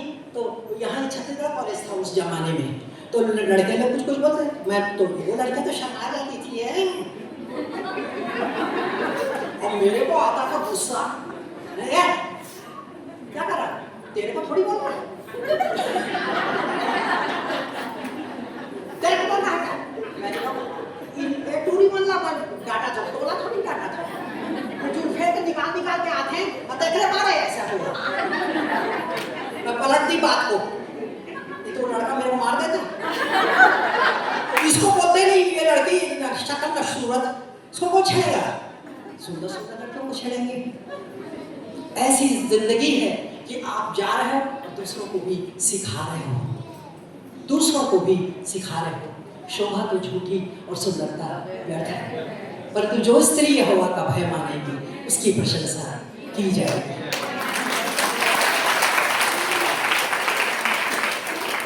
ऐसे कितने लोग हैं, केवल मैं अकेले नहीं हूँ, दूसरे लोग नहीं बोलते, मैं बोल देती हूँ। प्रियो, आगे बढ़ते गए, MSc कर ली। और उस समय क्या होता था कि कोई बीएड की मान्यता नहीं थी, मैंने गलत शब्द बोल रही हूँ मैं, कोई इम्पोर्टेंस नहीं था उसका। एक जो फर्स्ट क्लास है डायरेक्ट नौकरी लग जाती थी। मैं गवर्नमेंट डिग्री कॉलेज की प्रोफेसर बन गई। और उसके बाद फिर मेरे पापा ने कहा कि नहीं, भिलाई में आओ, भिलाई में लेक्चरर का पोस्ट है, एक है। मेरे भाई वहाँ पहले से थे, नियुक्त थे। और उन्होंने कहा पुष्पा, वो कलेक्टर की लड़की आई है, तेरा नहीं होगा? मैंने कहा कि हो या ना हो, पर मैं फर्स्ट आऊंगी इंटरव्यू में, मेरे को कोई हरा नहीं सकता। और उसके बाद 20 दिन के बाद मेरा अपॉइंटमेंट लेटर आ गया। छोटी उम्र में प्रिंसिपल बन गई। छोटी उम्र में उम्र हो जाता था प्रिंसिपल बनते ही, लेक्चरर, टीचर ऐसा करके, पर मैं छोटी उम्र में ही प्रिंसिपल बन गई। और मेरा प्रमोशन होता गया। ये मैं होशियार नहीं हुआ इसलिए नहीं, होशियारी के कारण नहीं, मेरे यीशु के कारण बनी। मैं यीशु को नहीं छोड़ी। कलेक्टर का लड़का दीवाना होकर के घूम रहा है, शादी कर रहा है, बोल सकती लड़की? माँ बाप कलेक्टर है बेटा, कहा हुई बड़े आदमी, हाँ तो गरीब हैं। मेरी माँ वहाँ चिट्ठी लिखती थी, सागर में अंडा बेच के पैसा जमा करती थी और 20-20 रुपया बेचती थी सागर में, और मैं 20 रुपया जमा करती थी। मैं कभी खाई नहीं। MSc में कैफेटेरिया होता था, होटल वगैरह, तो कैफेटेरिया में MSc में हम लोग 9 बच्चे थे, 9, तो वो बच्चे जा रहे हैं और मैं वहाँ बैठे सबका काम कर रही हूँ। प्रोमोटोमी मेरा था, MSc जूलॉजी, तो प्रोमोटोमी में सबका काम कर रही हूँ। एक प्रोफेसर आया है, बोले miss Samuel, what are you doing, क्या कर रहे हो आप? मैं बोली सर मैं अपने दोस्तों का काम कर रही हूँ यहाँ पर, वहाँ पर कॉफ़ी पीने नहीं जाते? मैं बोली नहीं सर, मुझे अच्छा नहीं लगता है। झूठ बोल रही, अरे पैसा नहीं है बोलना रे। नहीं, मेरे को अच्छा नहीं लगता सर, बिल्कुल नहीं पसंद है। और वो पैसा जमा कर रही है। मेरी माँ बतख के अंडे बेच के पैसा जमा कर रही है, और मैं यहाँ कॉफ़ी पीऊँ। आजकल की कॉलेज की लड़के क्या कर रहे हैं, दिखा रहे हैं मोटरसाइकिल, वो चाहिए। आप देखिए मेरी सर्वेंट आज नहीं है, क्या कहती है उसका लड़का, उसको चाहिए मोटरसाइकिल, बेचारी नौकरानी। तो मैं बोली नहीं, मेरा लड़का इंजीनियर था, वो बोला मेरे मोटरसाइकिल चाहिए, दूर कॉलेज। मैंने कहा नहीं, कमाओगे और पैसा पाओगे तब खरीदना है। तो सबको बोले कैसी कंजूस है ये, अपने लड़के को बुद्धि दी नहीं। मेरे पढ़ाए हुए धमतरी कॉलेज में मैंने जिस लड़के को पढ़ाया, उसका लड़का मोटरसाइकिल मांगा, उसे फट से दे दिया, और मोटरसाइकिल में लड़की घुमा रहा है। आप देख रहे हो हकीकत। आप माता पिता हो, don't believe your son and daughter, कभी विश्वास नहीं करना। बाइबल में लिखा है विश्वास कभी नहीं करना। तुम्हारी आंखें लगी रहें उसका बस्ते में क्या है, कहाँ जा रही है, क्या कर रही है, ये हमारी ड्यूटी है। ये लोग दोनों जब चिढ़ जाते थे मेरे से, ये बहुत खराब है। हाँ ना, मैं तो खराब तो हूँ, मेरा नेचर ही खराब है। ऐसे कर करके प्रियो, इस प्रकार माता पिता को बिल्कुल सावधान रहना है।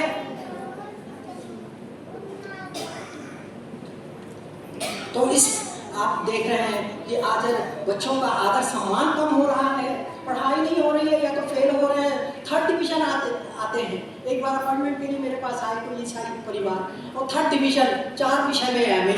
अरे भैया, एक विषय में MA कर, पर उसमें 1st डिवीजन या 2nd डिवीजन तब तो तेरी नौकरी लगेगी। बार इतना कुछ करेगा तो क्या फायदा है। तो इस प्रकार हम अपने बच्चों को सिखा सकते हैं प्रयोग, और हम कहते हैं कि उठते बैठते चेतावनी देना है, उसी मार्ग पर चलना है जो परमेश्वर हमको कहा है। और बगावत करने लगते हैं बच्चे, बोले मैं छोड़ के चला जाऊँ, जाने दो उसको, उड़ाऊ पुत्र के समान। तो ऐसा प्रेम नहीं दिखाना है।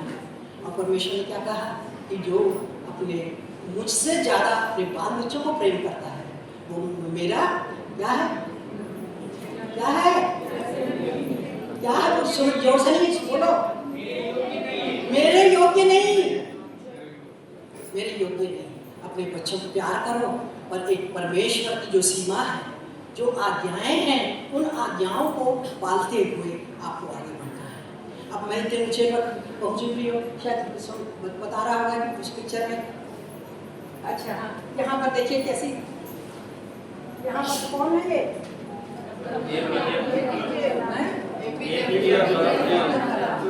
और दूसरा प्रधानमंत्री का बताना, अटल बिहारी वाजपेयी। इन्होंने चाय के लिए बुलाया था और बोले कि चाय के लिए बुलाया था, और हम लोग जब जाने लगे तो मैंने इनको थैंक्स बोला।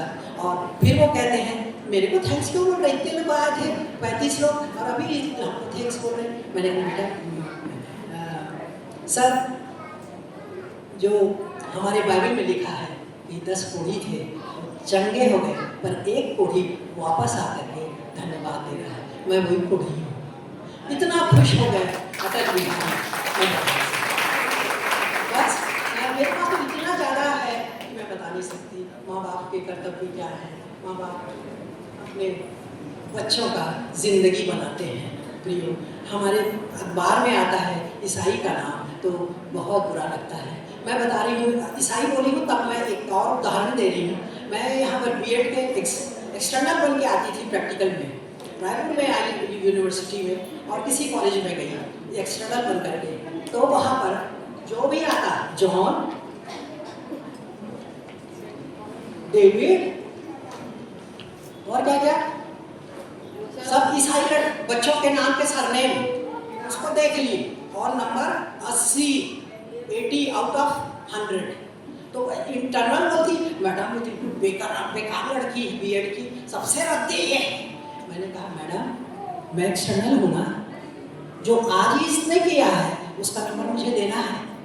गिडियन उनकी बेटी, सबको 80 से ऊपर नंबर मिला।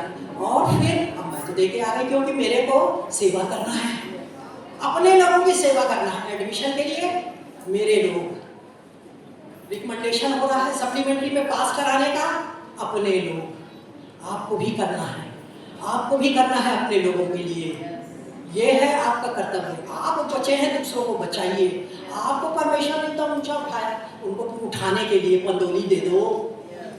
और वो लड़की पास हो गई। और फिर अपने पिताजी को जब रिजल्ट मिला तो हाय तेरे जैसे गधी लड़की को 80 नंबर दी, कौन आया था? पता चला सैरोल मैसी मैडम। अच्छा मैसी मैडम तो पहचान की है हमारे। आप तो कुछ कोई रिकमेंडेशन नहीं, आपके नाम से देखे, हाँ जॉन है, योहन्ना है, और कुछ है, फिलिप है, और ये है वो है। मैंने जहाँ गई, मैं कुवैत में गई थी जब ये प्रचार कर रही थी, तो कुवैत में कहते हैं एक ब्रदर, अरे सिस्टर काश कि आप कुवैत में भी एक्सटर्नल बन के आए तो मेरे को तो 100 में 100 मिलेगा ना। मैंने कहा बिल्कुल मिलेगा 100 में 100। इतना खुश हो जाते थे लोग। तो मैं ईश्वर को बहुत धन्यवाद देती हूँ। आपको मैं अपने कर्म को बता रही हूँ। जो बच्चे कमज़ोर थे, पैसा फीस नहीं पढ़ा पाते थे, उसको फीस उनकी मैंने दी, क्योंकि मैं खुद गरीब थी। तो ऐसे लोगों की मदद करना आपकी जरूरत है। अपने बच्चों को पहले संभालो, और जो जब परमेश्वर आपको ऊपर उठा लेता है, तो सुंदर गाना गाए आप और डाउन, बड़ा सुंदर गाना गाए। जब ईश्वर आपको उठा देता है तब आप सबकी मदद कीजिए और उसके आत्मा को जीतिए। एक ही काम है, परमेश्वर के लिए आपको आत्मा जीतना है। Praise the Lord.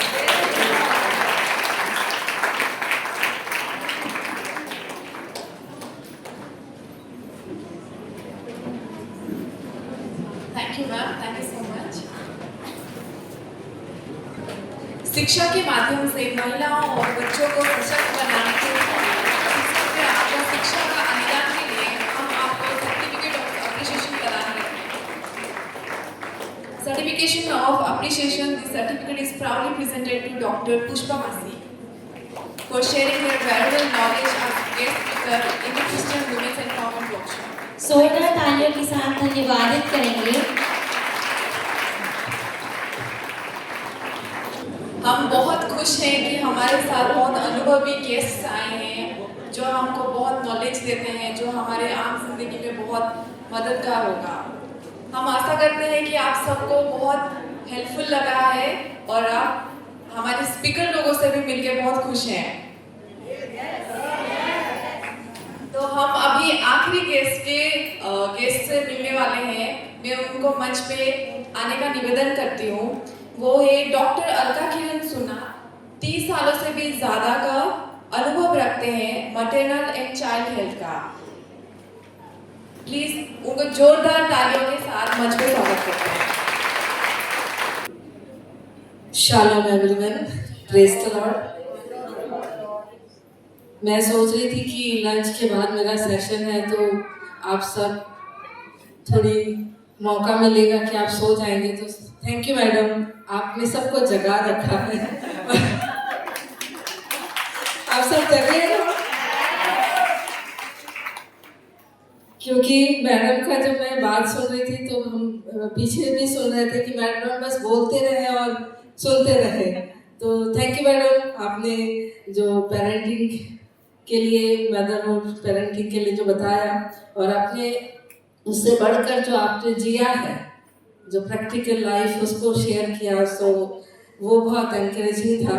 और आपने अपने बच्चों को भी लेकर आई हैं, सो ये भी बहुत अच्छा है कि हम सिर्फ सुने नहीं लेकिन उन्हें देख के एक विश्वास कर सकते हैं।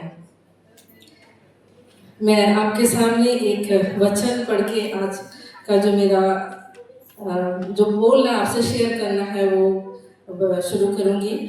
हम देखेंगे, मैं आपके लिए पढ़ूंगी मरकुस रचित सुसमाचार उसका 10वां अध्याय और उसका 7 और 8 मैं आप लोग के सामने पढ़ूंगी।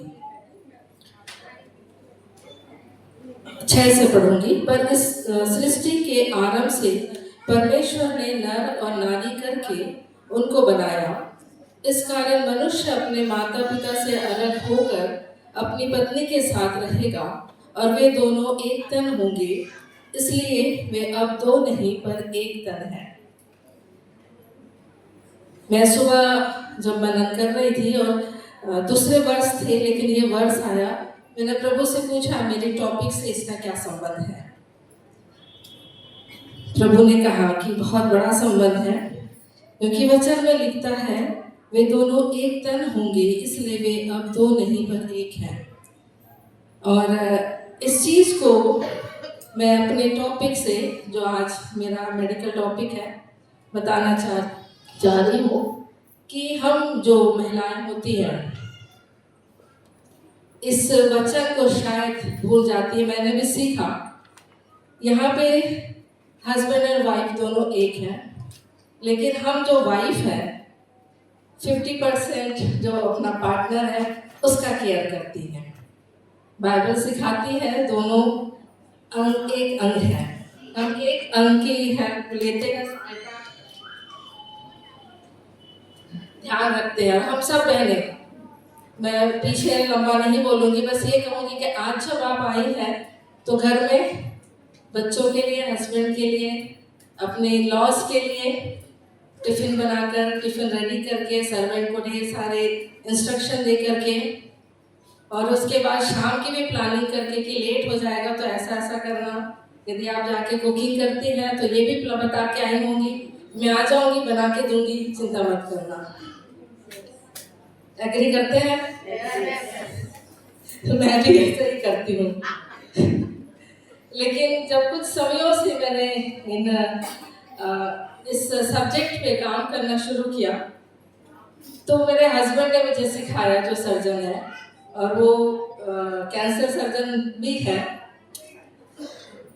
एक भाग की चिंता करना और दूसरे भाग की चिंता न करना, या कहें कम करना, ही गलत है। एग्री करते हैं? यदि दोनों एक है और दोनों में एक बहुत हेल्दी है और एक वीक है तो काम नहीं चलेगा। और मैं यही चीज, ये जो थीम में आई और मैं देख रही थी कि building strong and spiritual woman, बिल्कुल अब स्पिरिचुअल वुमन हो सकते हैं, लेकिन क्या फिजिकली स्ट्रॉन्ग है? ये जो दो चीज मैं भाई शरद अभी नहीं है, उन्होंने मुझे यहाँ पे इनका प्रोग्राम के बारे में बताया, भेजा कि दीदी आप इसको अटेंड करिए, और मैंने उनको हाँ बोला और तुरंत ही मिस्टर न्यूटन नायक का मेरे पास यही मैसेज आया कि मैडम आपको आना है, और उनकी वाइफ ने मुझे ये टॉपिक दिया कि आप सिर्फ अटेंड मत करिए, आप कुछ बताइए। और ये जो दो अंग है, ब्रेस्ट एंड सर्वाइकल कैंसर की बात, एक स्त्री के लिए ये बहुत अहम चीजें होती हैं और इसको केयर करना बहुत जरूरी है। और जब हम ब्रेस्ट और सर्विक्स यदि किसी स्त्री में नहीं है या कम फंक्शन करती है, तो मैं और आप जानते हैं एक माँ के रूप में, एक बहन के रूप में और सारे रिश्तों के रूप में कि एक कमी यदि है तो बहुत तकलीफ देती है। लेकिन जब हमारे पास है, उसे संभालना और उसके लिए काम करना ये बहुत ज़रूरी है। और मैं आपको इन्हीं में से कुछ बातों को आपके लिए सामने रखना चाहती हूँ।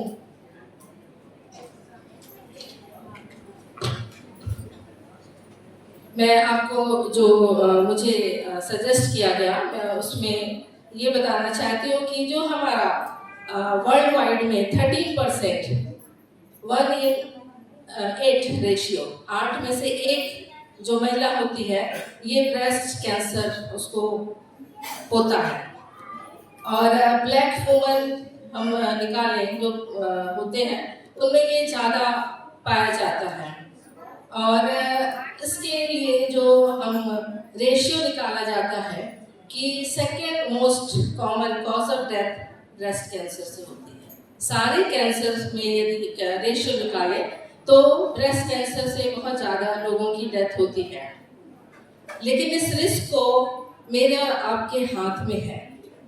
परमेश्वर ने मुझे और आपको जो हाथ दिया है, ये इसका हम इस रिस्क को कम कर सकते हैं। इसके लिए है कि हम क्या करें। और जो ब्रेस्ट सेल्फ एग्जामिनेशन, खुद का अपना एग्जामिनेशन हर एक बहन, हर एक माता कर सकती है। और यहाँ पे जब हम एग्जामिनेशन करते हैं, इसको कहते हैं अर्ली डिटेक्शन। ये आप पहले डॉक्टर हैं जो अपने आप को आप डायग्नोज करते हैं। और जब आप अपने आप को डायग्नोज करते हैं तो सेकेंड पार्ट होता है कि आप किसी डॉक्टर के पास जाते हैं कि वो आपको एग्जामिन करें, और उसके बाद फिर डॉक्टर की अपनी प्लानिंग शुरू होती है। लेकिन उससे पहले अपने आप को जांच करना, ये हम जितनी माताएं हैं उनके हाथ में ये निर्भर करता है। इंडिया में इसका रेशियो 13.5% है, और जो डेथ रेशियो है वो 10.6% जो इसमें डेथ होते हैं। Early detection, early treatment, healthy and long life. मैं अपने ही जगह की बात यदि बताना चाहूँगी कि हम तिल्दा में ही एक बहन 35 इयर्स में डायग्नोज हुई थी जब मैं बाढ़र में थी। उसका ट्रीटमेंट हुआ, उसके बाद उनने एक हेल्दी लाइफ जो थी वो 15 साल की उन्हें उसके बाद बिताई। एक अभी भी आंटी है हमारी, वो 90 साल से ज़्यादा हैं, और उन्हें अर्ली डिटेक्शन होने के बाद बहुत जल्दी उनको पता चला और ट्रीटमेंट उन्होंने ले लिया, और उसके बाद वो अभी तक 90 साल से ज़्यादा हो गई है, वो यहाँ पे अलाइव है, वही हेल्दी लाइफ वो ले रही है। जो एग्जामिनेशन पॉइंट होता है उसमें कोई भी चीज़ हम यदि देखें तो जो कैंसर ब्रेस्ट ये कहते हैं, उसके बारे में थोड़ा सा बताऊंगी कि ये कुछ नहीं लेकिन एबनॉर्मल सेल्स होते हैं जो हमारे ब्रेस्ट में बढ़ने लगते हैं। और इसके कॉजेस कई होते हैं, जेनेटिक में आता है, फैमिली हिस्ट्री होती है, हमारी लाइफ स्टाइल है कि कोई यदि अल्कोहल ले रहा है, कोई बहन कोई स्मोकिंग कर रही है, जिसका अचानक से वजन ज़्यादा बढ़ने लगा, किसी की लाइफ स्टाइल बहुत देर तक आप बैठ के काम करते हैं, तो आपको इसमें ख्याल करने की आवश्यकता है।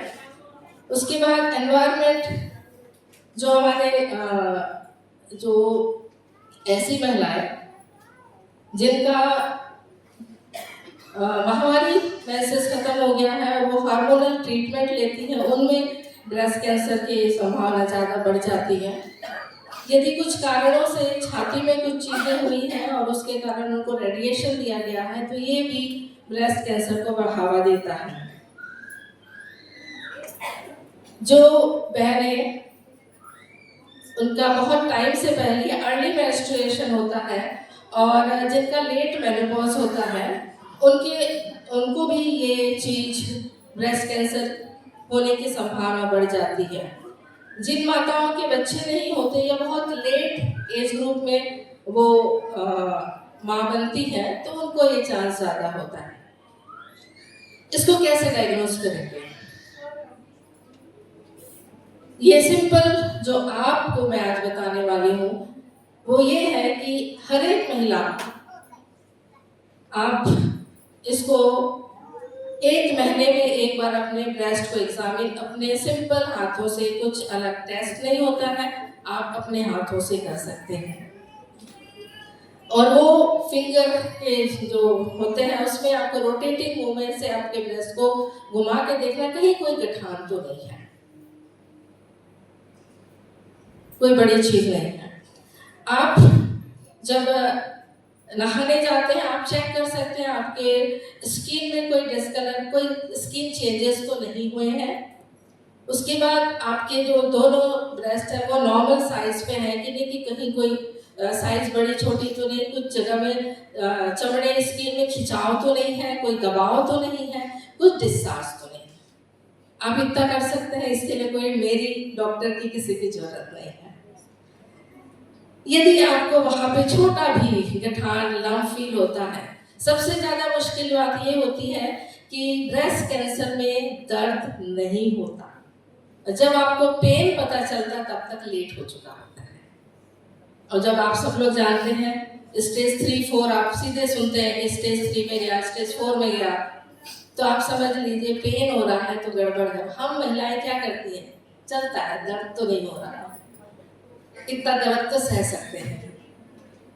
फिर घर वाले कुछ बोलेंगे, बोले नहीं, इतने बच्चे पैदा कर ले, क्या टेंशन है, कोई चिंता मत, थोड़ा सा तो है, छोटा सा तो गठान है, दर्द तो नहीं है, जब होगा तो देखा जाएगा। गठानें कई प्रकार की होती हैं, लेकिन ये चीज जो अभी यंग हमारी बेटियों में बहुत ज्यादा पाई जा रही है, जो फाइब्रोएडेनोमा, एक छोटे गठान होती है, उसके बाद फाइब्रस ब्रेस्ट टिश्यू में सिस्ट हो जाते हैं। सिस्ट उन महिलाओं में ज्यादा पाया जाता है जो बच्चों को दूध पिलाती है,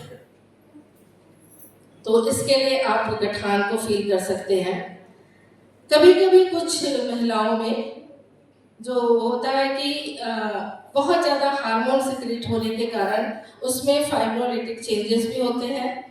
कभी कोई एक्सीडेंट हो गया, ट्रॉमा हो गया, दबाव पड़ गया, जख्म हो गया, वो जगह, क्योंकि ब्रेस्ट टिश्यू में ज़्यादातर फैट टिश्यू होता है, वो जगह दब जाती है और वो जगह में फिर चेंजेस डेवलप हो जाते हैं।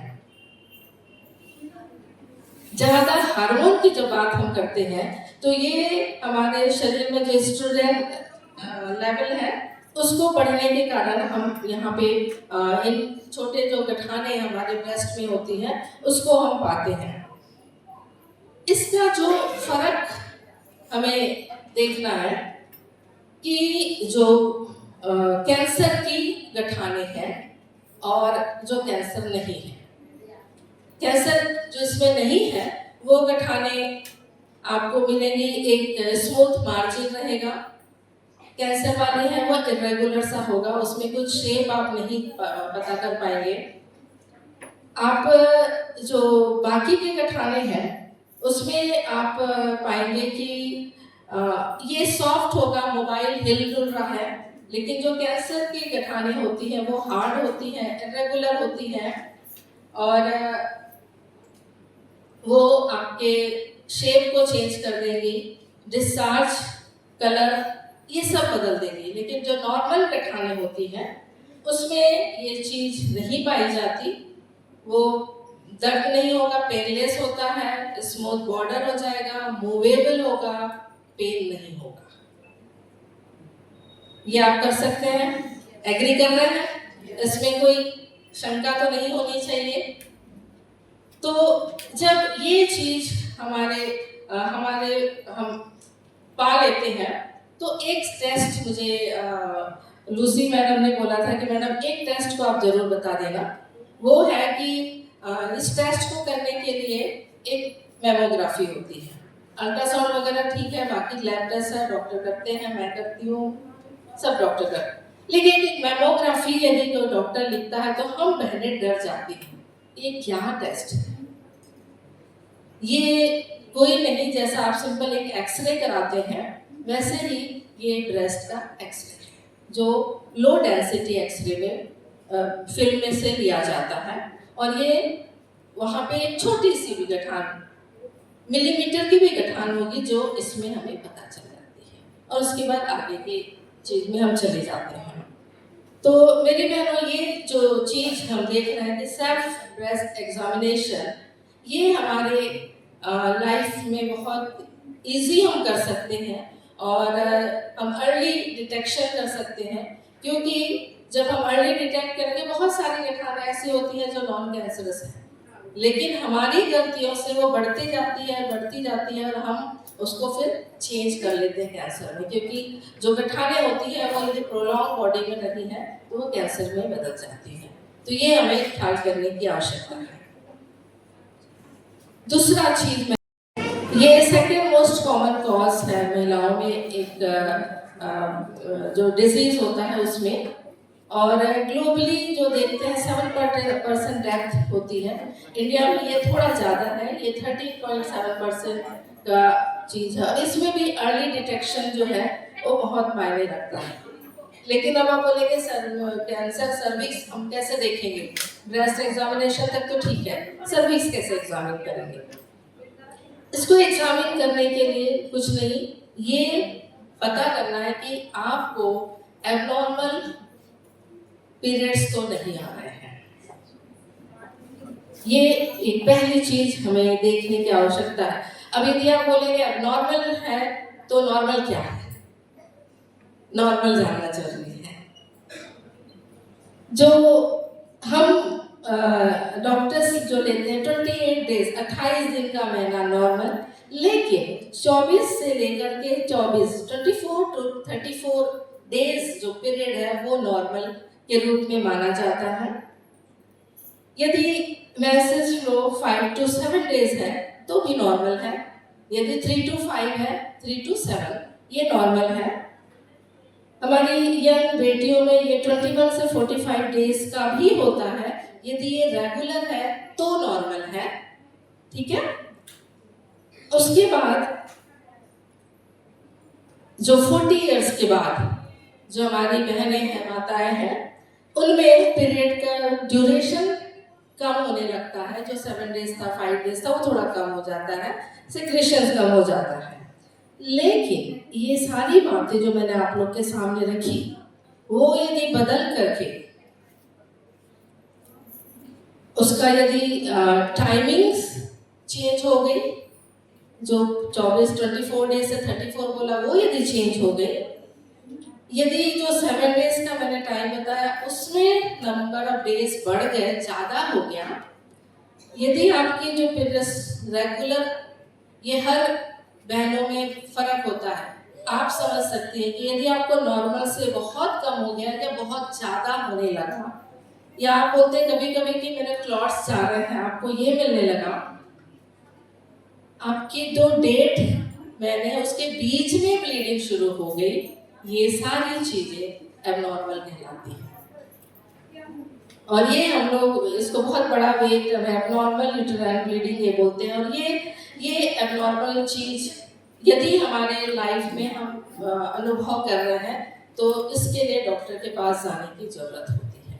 इसको छिपाना नहीं है, क्योंकि मैं दो बातें अभी आपके सामने बताऊंगी। मैं अभी कुछ सालों से गवर्नमेंट हॉस्पिटल तिल्दा में गया, वो रेडियोलॉजिस्ट नहीं थे तो मैं वहाँ अल्ट्रासाउंड के लिए हर हफ्ते जाती हूँ, वीकली।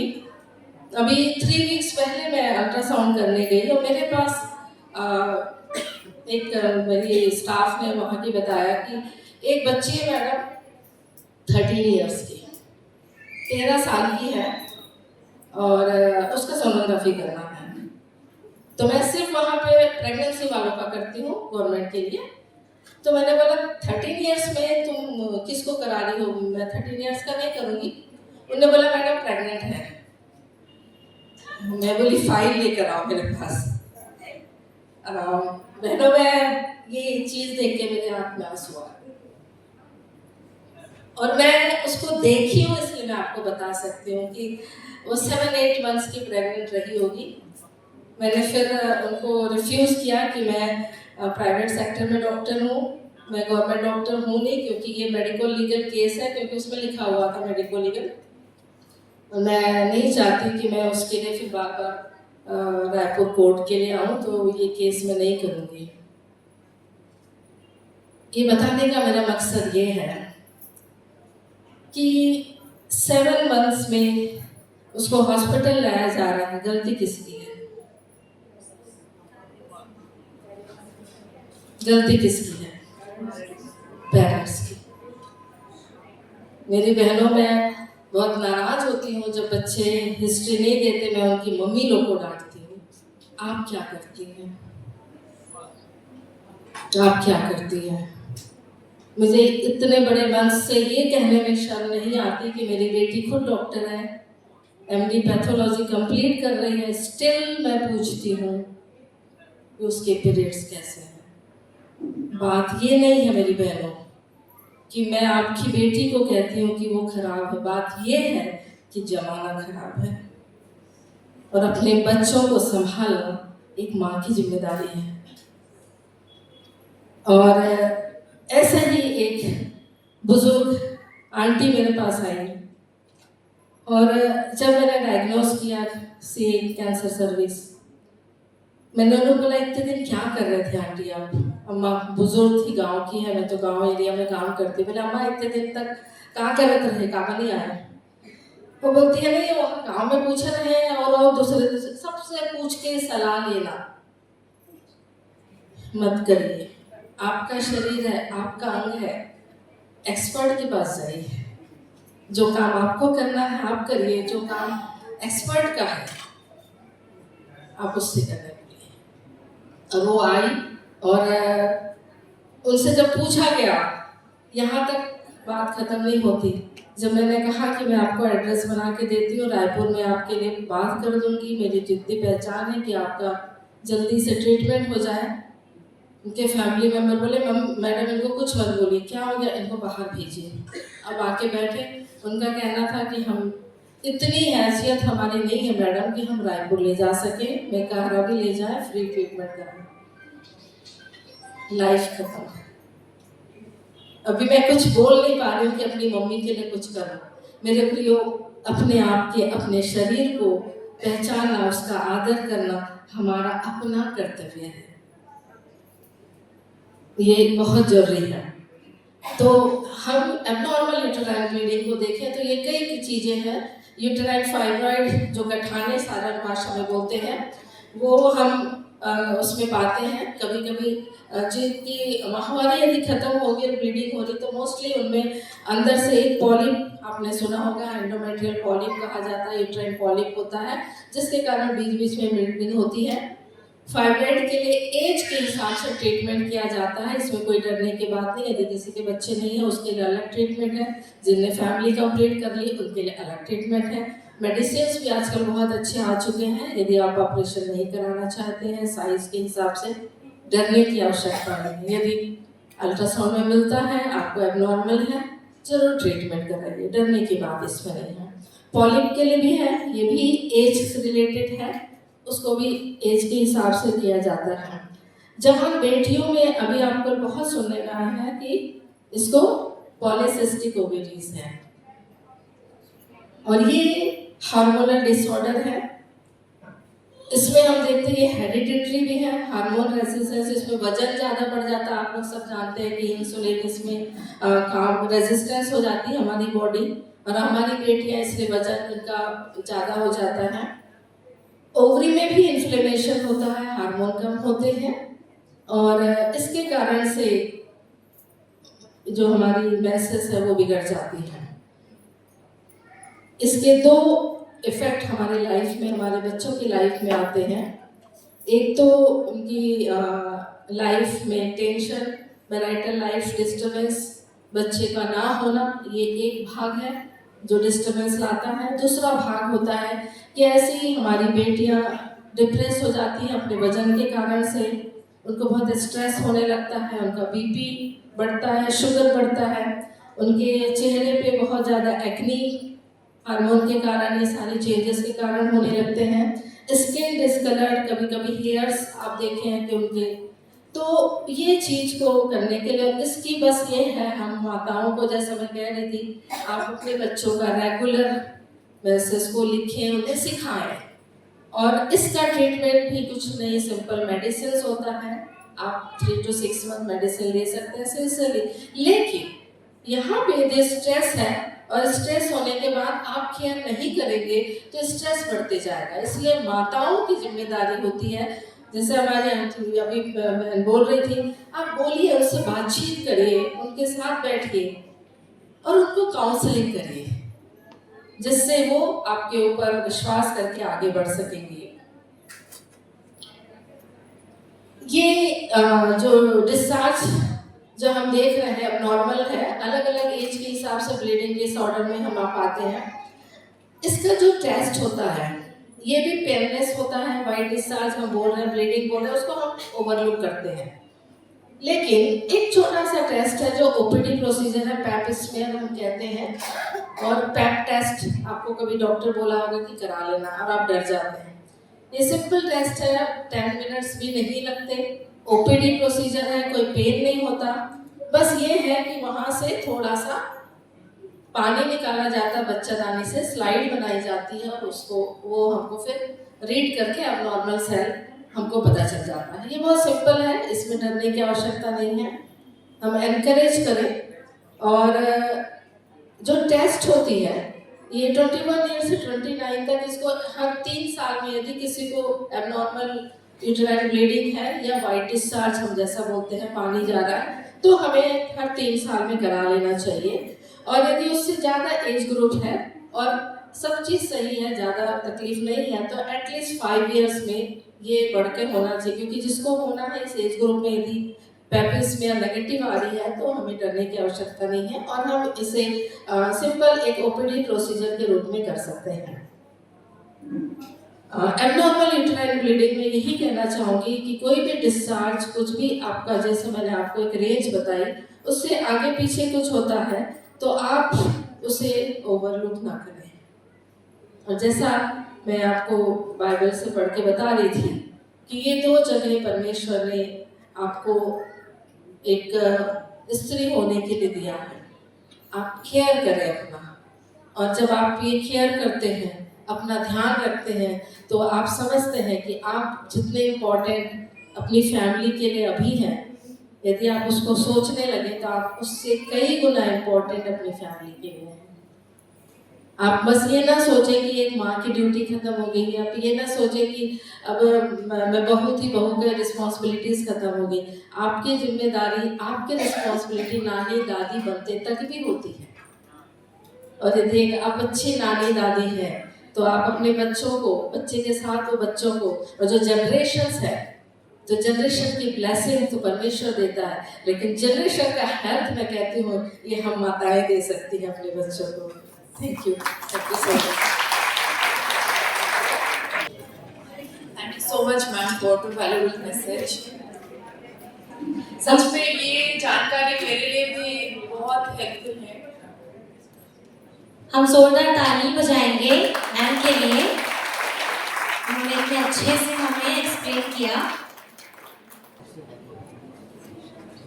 ताली बजाएंगे मैम ने, और हमारे सारे अतिथियों ने अपना कीमती समय हमारे लिए यहाँ पे दिया।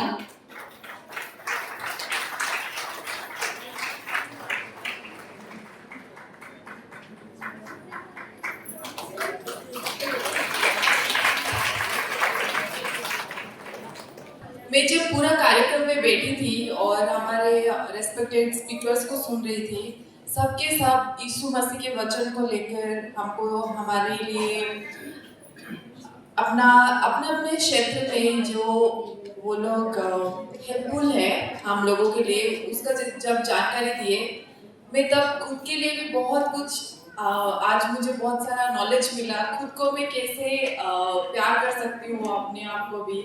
स्पीकर्स लोग खुद के लेक्चर्स में भी बोले, वचन को भी लेके बोले कि गॉड यीशु मसीह हम लोगों को हमारा शरीर दिए है खुद को प्यार करने के लिए, और बाकी हमारे साथ भी जो भी हैं बच्चे भी हैं तो बच्चों को भी प्यार करने के लिए। तो हमारे स्पीकर्स लोगों के लिए, सारे स्पीकर्स के लिए एक बार जोरदार तालियों का धन्यवाद देते हैं। आशा करते हैं कि आप सभी को आज बहुत ही आपने अच्छा समय बिताया। तो अभी हम एक और कार्यक्रम की तरफ आगे बढ़ेंगे। तो अभी हमारे बीच में हमारा डांस टीम है, तो होप डांस टीम, जो कि आप सभी लोगों के लिए एक सुंदर गीत के साथ अपनी डांस की प्रस्तुति को हमारे सामने रखने जा रहे हैं। तो आइए हम जोरदार तालियों के साथ होप डांस टीम को स्टेज पे इनवाइट करेंगे।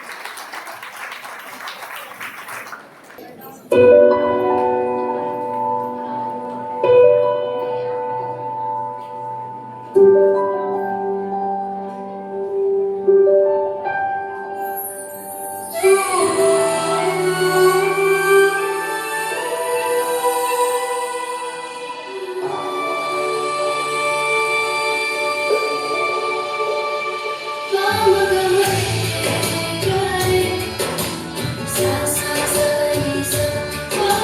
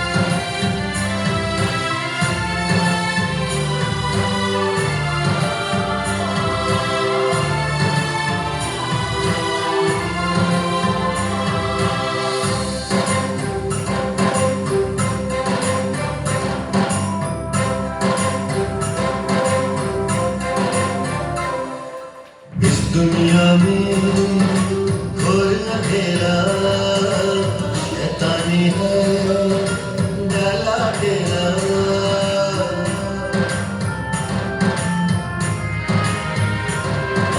इस दुनिया में घोर अंधेरा शैतानी है डाला डेरा सबके मन को इसने घेरा सबके मन को उसने फेरा हो निकला उजियारे की खोज में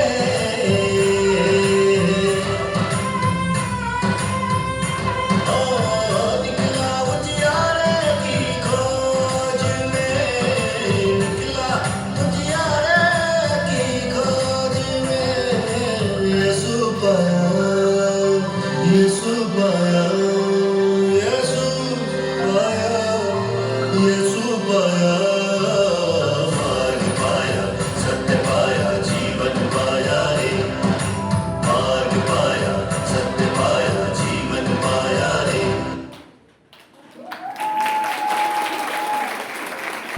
हम एक बार जोर से ताली बजाएंगे। बहुत बहुत धन्यवाद होप डांस टीम को। अभी हम नेक्स्ट प्रोग्राम की तरफ आगे बढ़ेंगे। हम लोग बहुत दुखी है कि हमारा प्रोग्राम खत्म होने वाला है और अभी हम लोग कार्यक्रम के लास्ट सेशन में आए हैं, वचन का समय है और उसके लिए मैं पास्टर रेवरेंड के मोसेस को बुलाना चाहती हूँ। जोरदार तालियों के साथ स्वागत करेंगे।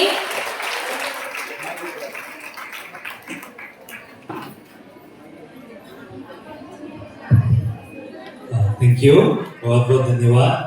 आप सब खुश हो ये प्रोग्राम के द्वारा बहुत सारा यूज़फुल जानकारी इंफॉर्मेशन आपको मिल रहा है। जो कोई हमारे सपोर्ट कर रहे हैं स्पीकर्स को, जिसे भी हम आमंत्रण किए हो, जो महिलाएं आए हैं, सबको मेरा फिर एक बार धन्यवाद। हम ये प्रोग्राम का लास्ट हाफ एन आवर को पहुंच गए। इसके बाद 30 स्नैक्स और सर्टिफिकेट लेके आप जा सकते हो। तो ज़्यादा समय नहीं लूँगा, वचन पढ़ेंगे हम बाइबल की एस्तेर से। बाइबल का एस्तेर पुस्तक 4 अध्याय 11 वचन पढ़ेंगे। राजा के सब कर्मचारियों वरन राजा के प्रांतों के सब लोगों को भी मालूम है कि क्या पुरुष क्या स्त्री कोई क्यों ना हो, जो आज्ञा बिना पाए भीतरी आंगन में राजा के पास जाएगा, उसके मार डालने ही की आज्ञा है। केवल जिसकी ओर राजा सोने का राजदंड बढ़ाए वही बचता है। परंतु मैं अब 30 दिन से राजा के पास नहीं बुलाई गई हूँ। Okay, thank you. सुबह हमने सोचा क्यों एस्तेर के मन में डर था, लेकिन राजा के मन में प्यार था और बराबरी का मन था। इस सेशन में मैं ये विवरण देना चाहता हूँ क्यों एस्तेर के मन में डर था। मैं बाइबल कॉलेज में भी लेक्चरर हूँ, तो मेरा सब्जेक्ट है सिस्टमैटिक थियोलॉजी। तो आफ्टर इंजीनियरिंग मैं जब थियोलॉजी परस्यू किया था, तो मुझे लगा कि उदार पाना सबसे महत्वपूर्ण चीज़ है। तो अगर वो उदार के बारे में स्पष्ट रूप से मैं एक्सप्लेन कर सकूँगा, तो बहुत सारे आत्मा को मैं I can win many souls for the Lord. So that's why I have chosen this specialization. It's called as systematic theology. So जिधर gospel के बारे में systematic step by step procedure से सिखाई जाती है। तो ये systematic theology को लेकर मैं बहुत सारे camps में, pastor training programs में भी मैं इसके बारे में बात किया। लेकिन अफसोस की बात यह है कि बहुत सारे लोगों को उदार के बारे में एग्जैक्ट स्टैंडर्ड ऑफ गॉड, परमेश्वर की जो स्टैंडर्ड है, स्टैंडर्ड को हिंदी में क्या बोलते हैं, स्तर है, वो पता नहीं है। एस्तेर के मन में क्यों डर थी? क्योंकि ये 11 वचन की वजह से। ये राजा का नियम था। राजा का नियम क्या था कि अगर मैं ना बुलाऊं तो कोई मेरे पास आना नहीं चाहिए। अगर विदाउट परमिशन, विदाउट अपॉइंटमेंट कोई आएगा तो जरूर मौत को पाएगा। ये राजा का रूल था। क्यों राजा ये रूल दिए, एस्टेर को नहीं पता, एस्टेर नहीं समझ सकी, इसीलिए 30 दिन वो बाहर रहे। अगर राजा का मन उसे पता चला, पता लगता था कि राजा का मन अलग है, राजा का मन मौत देने का नहीं है, राजा का मन मौत देने का नहीं है, तो उस तरह वो बाहर नहीं रहते थे।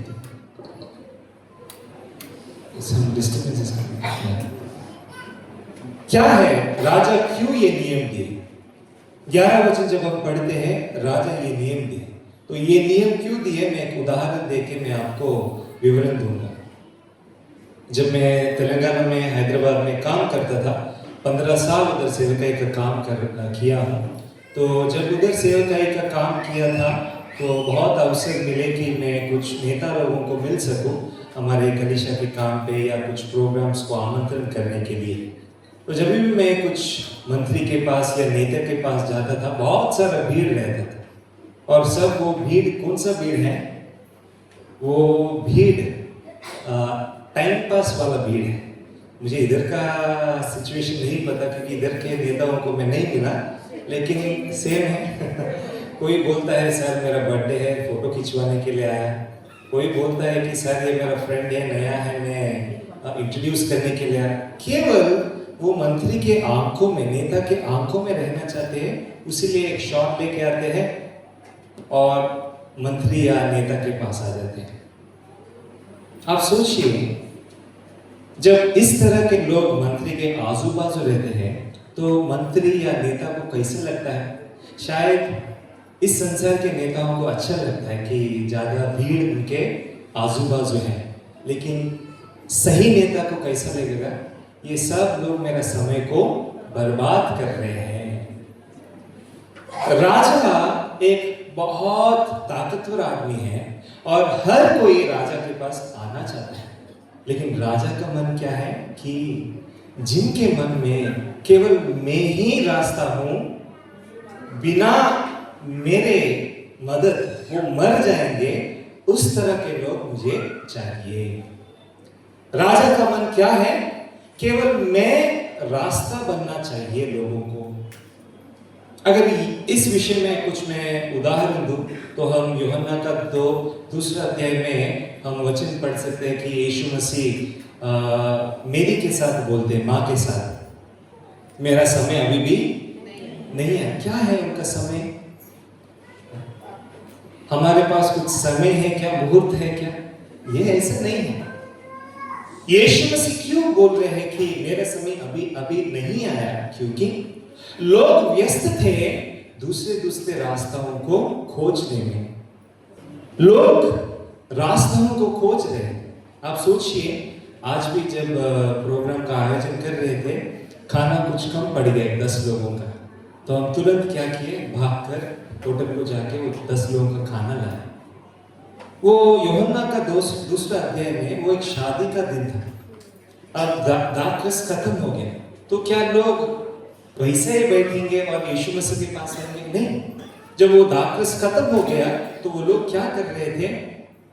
इधर उधर जा रहे थे और ढूंढ रहे थे दाखरस मिलेगा या नहीं। जब तक लोगों के मन में शायद ये रास्ता, शायद वो रास्ता, शायद इधर का दुकान या शायद उस शहर में या उस गली में मिल सकता है, इस तरह का सोच है, यीशु मसीह काम करने के लिए तैयार नहीं। यीशु मसीह कब काम कर रहे हैं? यीशु मसीह का बात आपको पता है, I am the way, the truth and the life. मैं ही मार्ग, सत्य और जीवन हूं। मैं ही मार्ग, I am the only way. मैं मार्ग नहीं, मैं ही मार्ग हूं, मेरे अलावा और कोई रास्ता नहीं है। अगर यीशु मसीह का मन में वो ही रास्ता बनना चाहते हैं तो शैतान का मन और काम क्या है? यीशु मसीह के अलावा और रास्ता दिखाना शैतान का मन है। यूहन्ना का 8वां अध्याय में हम जो व्यभिचार करते हुए पकड़ी गई है, वो स्त्री को भी हम देख सकते हैं। वो स्त्री के पास जीवित रहने के लिए केवल एक ही मार्ग था, और वो कौन था? यीशु मसीह। सब पत्थर लेके खड़े हो गए उनको मारने के लिए, लेकिन यीशु मसीह नहीं मारा। अगर वो जिंदा है, जीवित है, केवल यीशु मसीह की वजह से। ये 2 अध्याय के द्वारा और सही बहुत सारे अध्याय हैं, उदाहरण ऐसे बाइबल में जिधर यीशु मसीह ही रास्ता है। ये राजा क्यों वो नियम दिए? क्योंकि वो राजा को हर कोई आदमी नहीं चाहिए। वो राजा को कौन चाहिए? जिनके पास बिना राजा और कोई रास्ता नहीं है। ये परमेश्वर का मन है। एस्तेर क्यों राजा के पास है? अब हामान को जो अथॉरिटी, जो पावर दी गई है, अब हामान से ऊपर कौन है? केवल राजा ही है। अगर वो यहूदी लोगों को मारने का जो आयोजन हामान कर रहा है, अगर उसको रोकना चाहिए तो केवल कौन मार्ग है? राजा ही मार्ग है और कोई नहीं। मौत की सामना करते हुए एस्तेर आगे गई, क्योंकि मन में क्या था? अगर राजा वो राजदंड नहीं दिखाएगा तो मैं मर सकती हूं। तो क्यों एस्तेर मौत को भी सामना करके आगे जाने का मन पक्का किया? क्योंकि केवल राजा ही मार्ग है। परमेश्वर हमारे जीवन में इस तरह का काम करना चाहते हैं, केवल वो रास्ता बनना चाहते हैं। लेकिन शैतान का काम क्या है? अलग अलग रास्ता दिखाना। ये नियम एस्तेर को समझ में नहीं आया। राजा क्यों ये नियम रखे? मौत को देने के लिए नहीं,